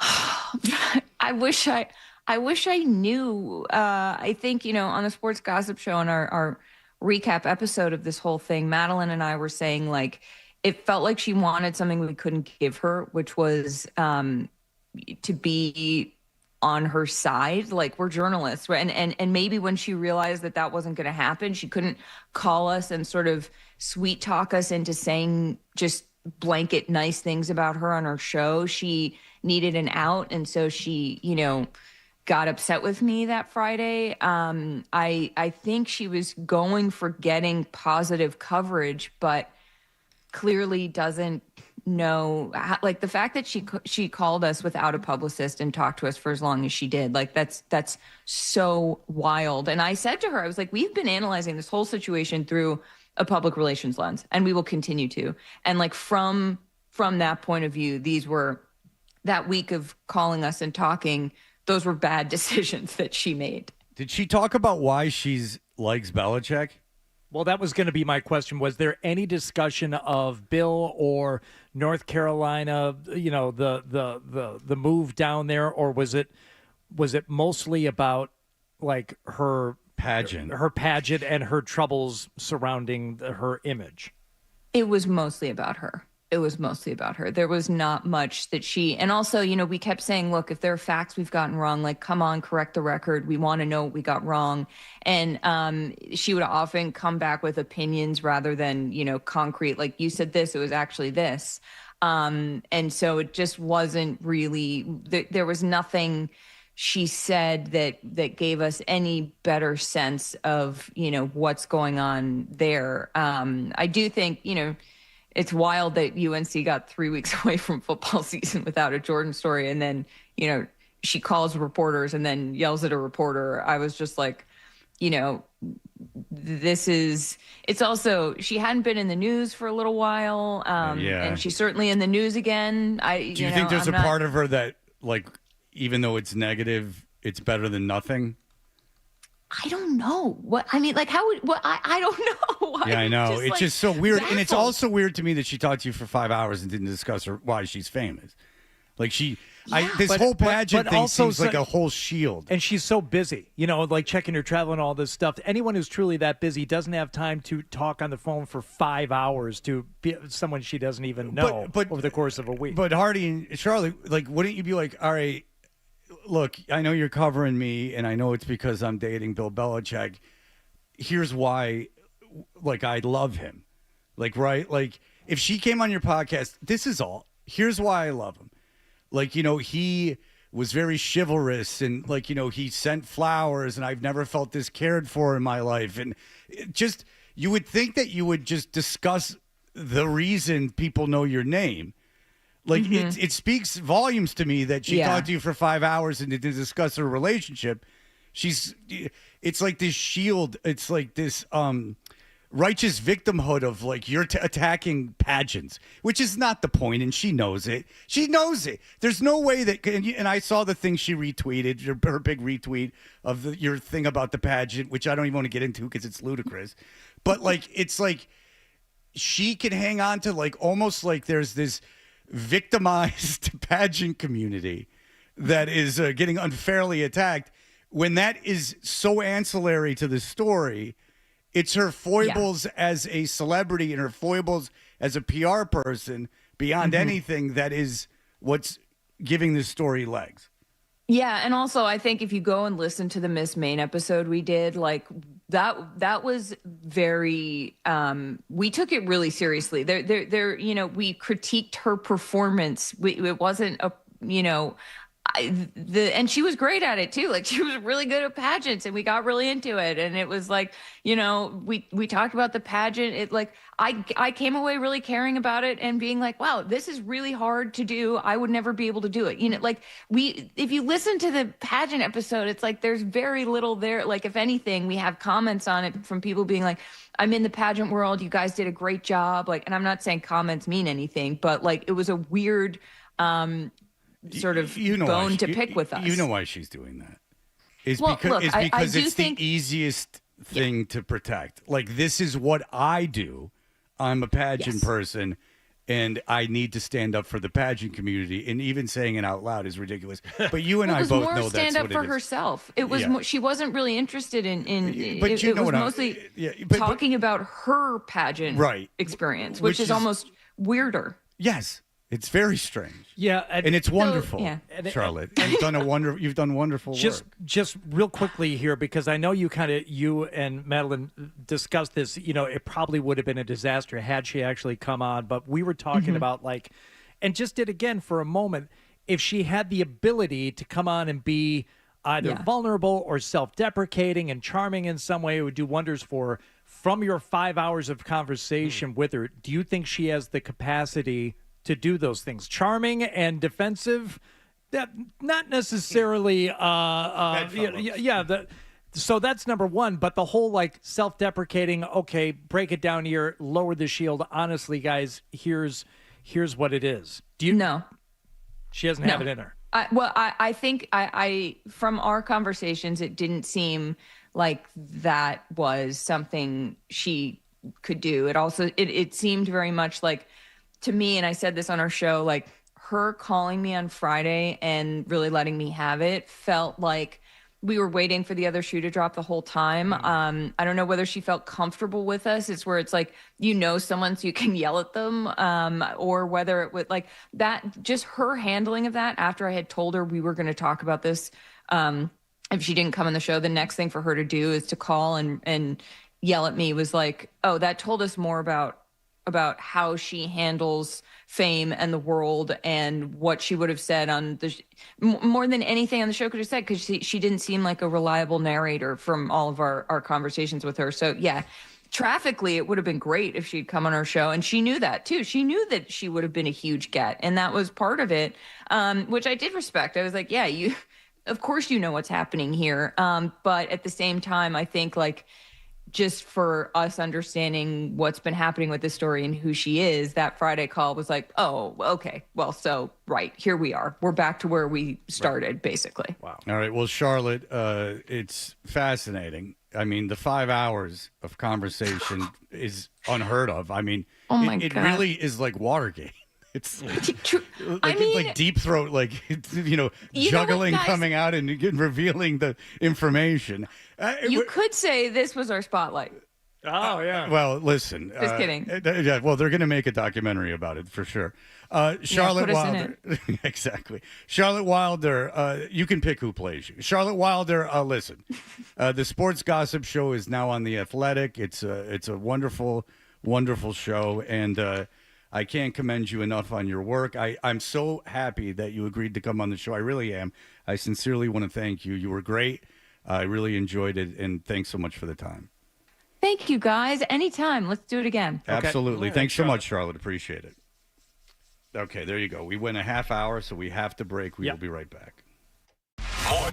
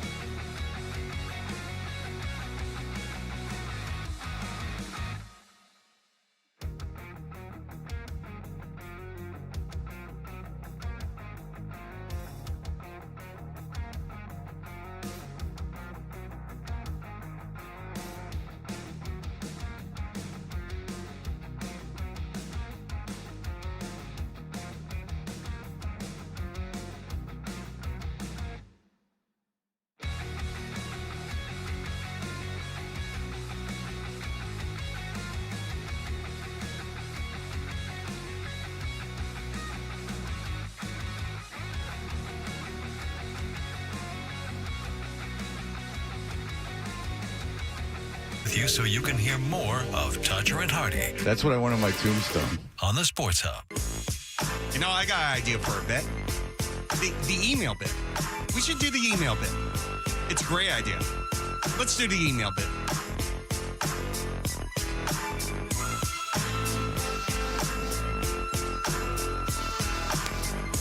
I was cornered in the hallway.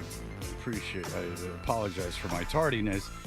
If you want to email us, you can go to 98.5 The Sports Hub and find our email addresses. You can follow us on Instagram and Twitter at Toucher and Hardy. You can follow Hardy on Twitter and Instagram at Hardy985. And there was a big run yesterday at Fred Toucher with followers because they know how the sausage is made, and that's what it is. You said you wanted 100 new followers during a certain segment. Did that wind up happening for you? Sure, absolutely. Okay. All right, so I got a Google alert that with my name, which doesn't happen very often, and there is a radio host that works for our company in Philadelphia. He does the station in Philadelphia, and he something happened. He does not working there. I don't know what went on.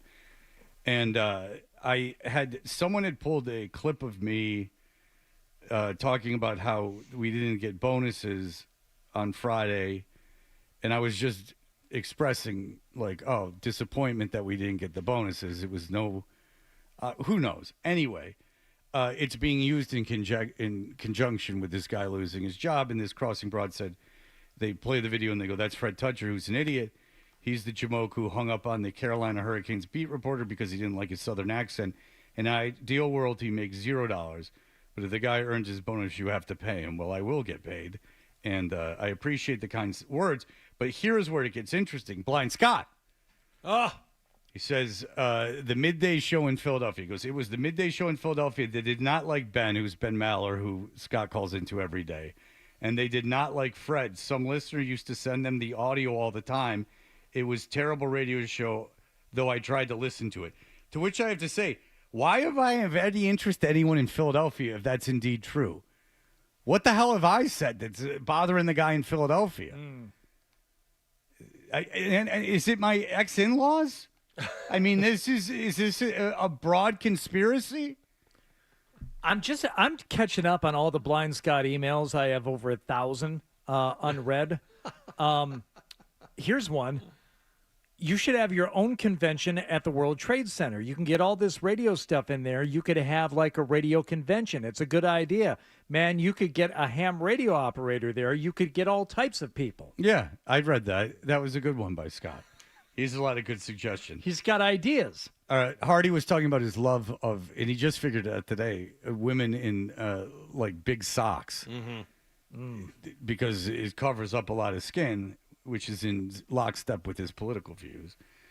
This is from Cam. He said, and so I said, you know, like a woman in pro-keds, like coming off her nurse's shift wearing kind of a non-sexual, like scrubs. Good. And Cam says, my coworker has said to me, he asked his wife, who is a nurse, to wear orange scrubs because he has a jail fetish. Is that weird? He's fetishizing like the idea of a female prisoner, and I would say that's not weird at all. I would say whatever it takes. Number one. Yeah, I mean you're married. Do your thing. Yeah. And no, that's not crazy. And it's not something that I share, but if you look at the movies of our youth that were on Cinemax, there was also often that female jail fantasy situation, like Caged Heat. Caged Heat. Well done.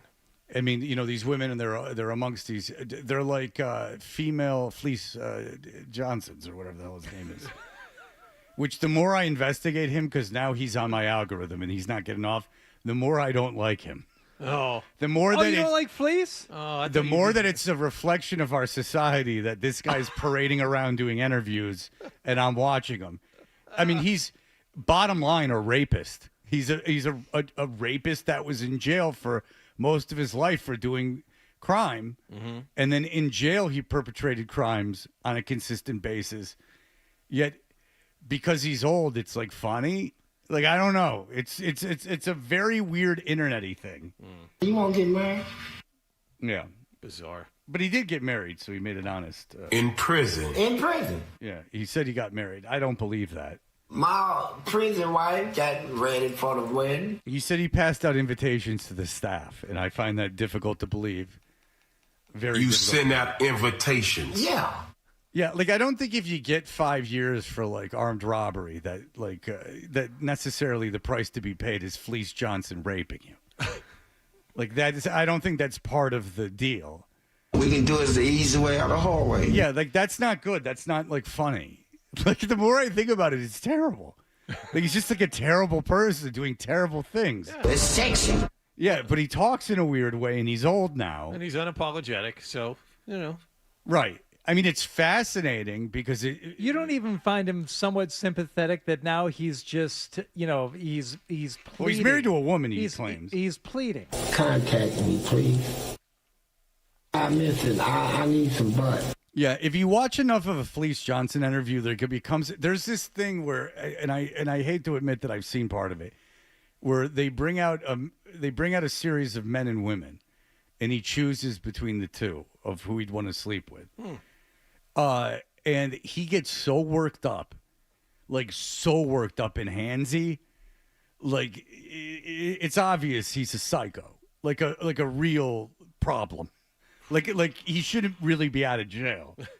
And everyone's laughing, and it's like he's like it's like a puppy, like he's barely restrained, like this raw meat that he wants to get to so badly. And the reasons he picks either the man or the woman don't make sense to me. I would like a more logical Fleece Johnson if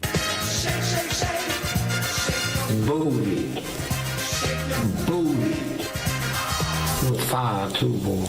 And it all gets back to this like internet fame of like I'm famous for either something terrible or something nothing. And then I really don't know how to handle it or how to navigate it. In Evans with Jordyn Hudson.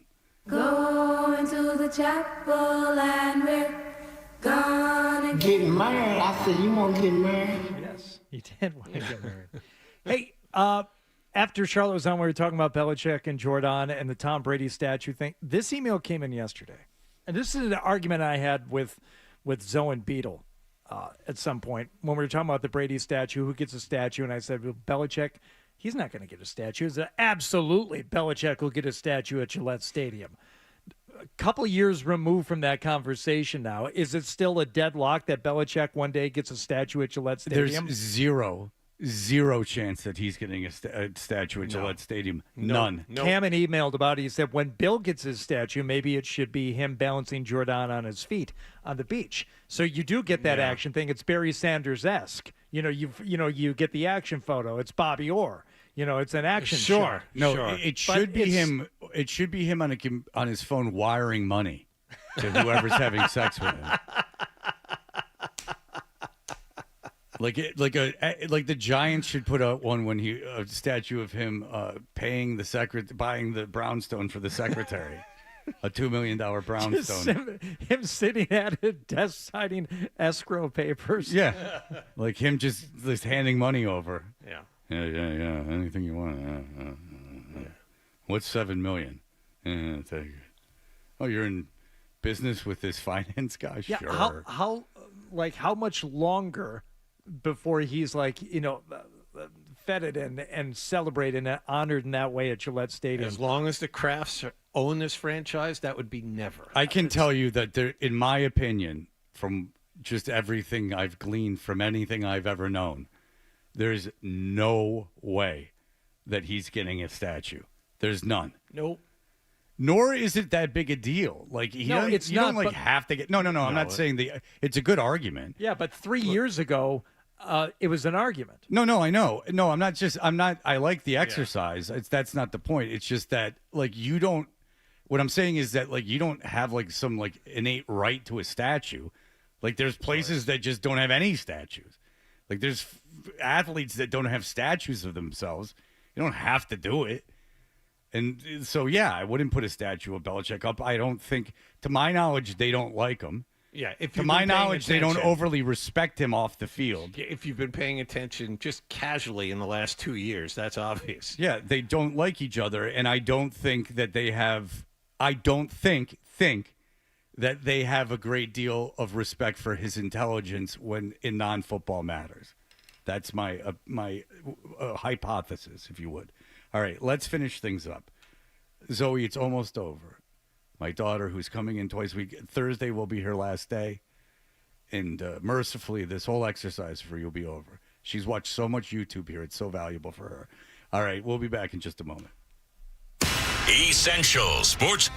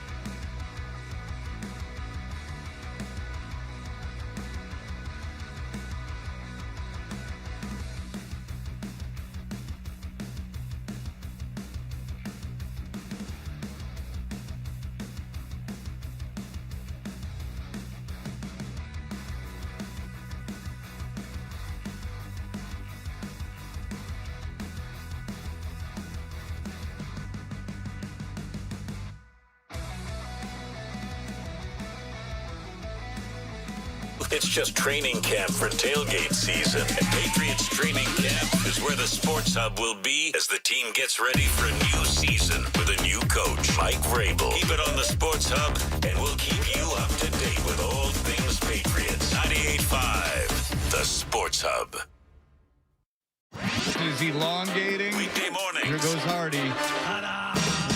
Toucher and Hardy. I no longer love things. Let's go. Let's ride. 98.5. Like, let's roll the dice. The Sports Hub. We know what you're thinking. Possibly have missed from the show. It's time for The Stack on Toucher and Hardy. Hi. We're Toucher and Hardy. Hardy, we have very limited time. I just want to play for you Myles Garrett's audio from his latest speeding incident. What's up, man? You have license proof insurance. Who's that pulled you over 160, 40 miles over? I'm sorry, what'd you say? Okay. What's your social security number? All right, man. Sorry for the holdup.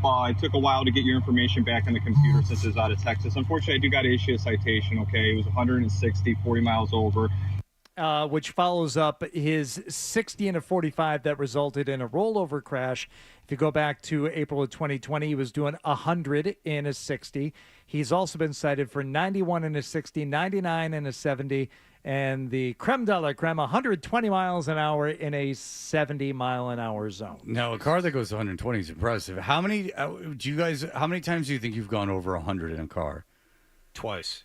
Okay. And when was the most recent?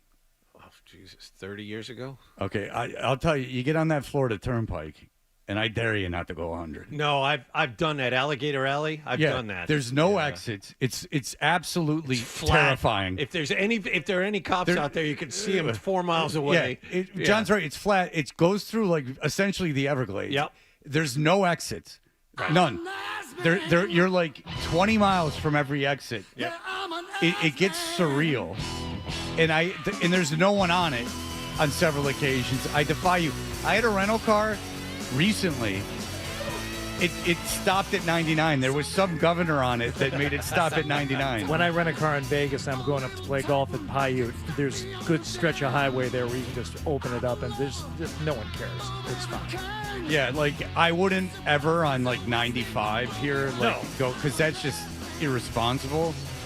But I defy What about you. 128? Perfect. Let's end on that. We're not going to end on that. And Fred is right. It's 95. I've driven 95 to Florida. Here we go. And it's funny because like when you're on the road, it says 95 on the I know. on the GPS. It's just one of those Massachusetts Hey, things. good interview today, guys, with Charlotte Wilder. Didn't she do local radio here for a while? She was on a morning show, I thought, for a while. Was it a day or a while? It was reported as such. Was it one day or was it not a day? You guys know more. Hey, I don't know. I'm in bed. You guys are on way before I come in. So you guys are probably more. You know more about that stuff than I do. 12 that never gets old ever. You know plenty about it. You were texting during that interview the entire time. Did you play flat bottom girls? He just did. Yeah, you missed it. He already did. Adam was on it. He knew you were going to say something. All right, very good. Enjoy Zolak and Bertrand in studio today. That'll do it for us. Everyone have a great... Oh, Zoe, real quick. Come here. Yeah. What did you learn on the show today? My daughter is interning today. The Charlotte Wilder had a show. What do you want to say? Come on. She just wants... Do you see that? That's the power of a Toucher and Hardy internship, is the ability to leave when it's over. Go home. She's being tortured. Hurry up. All right. We'll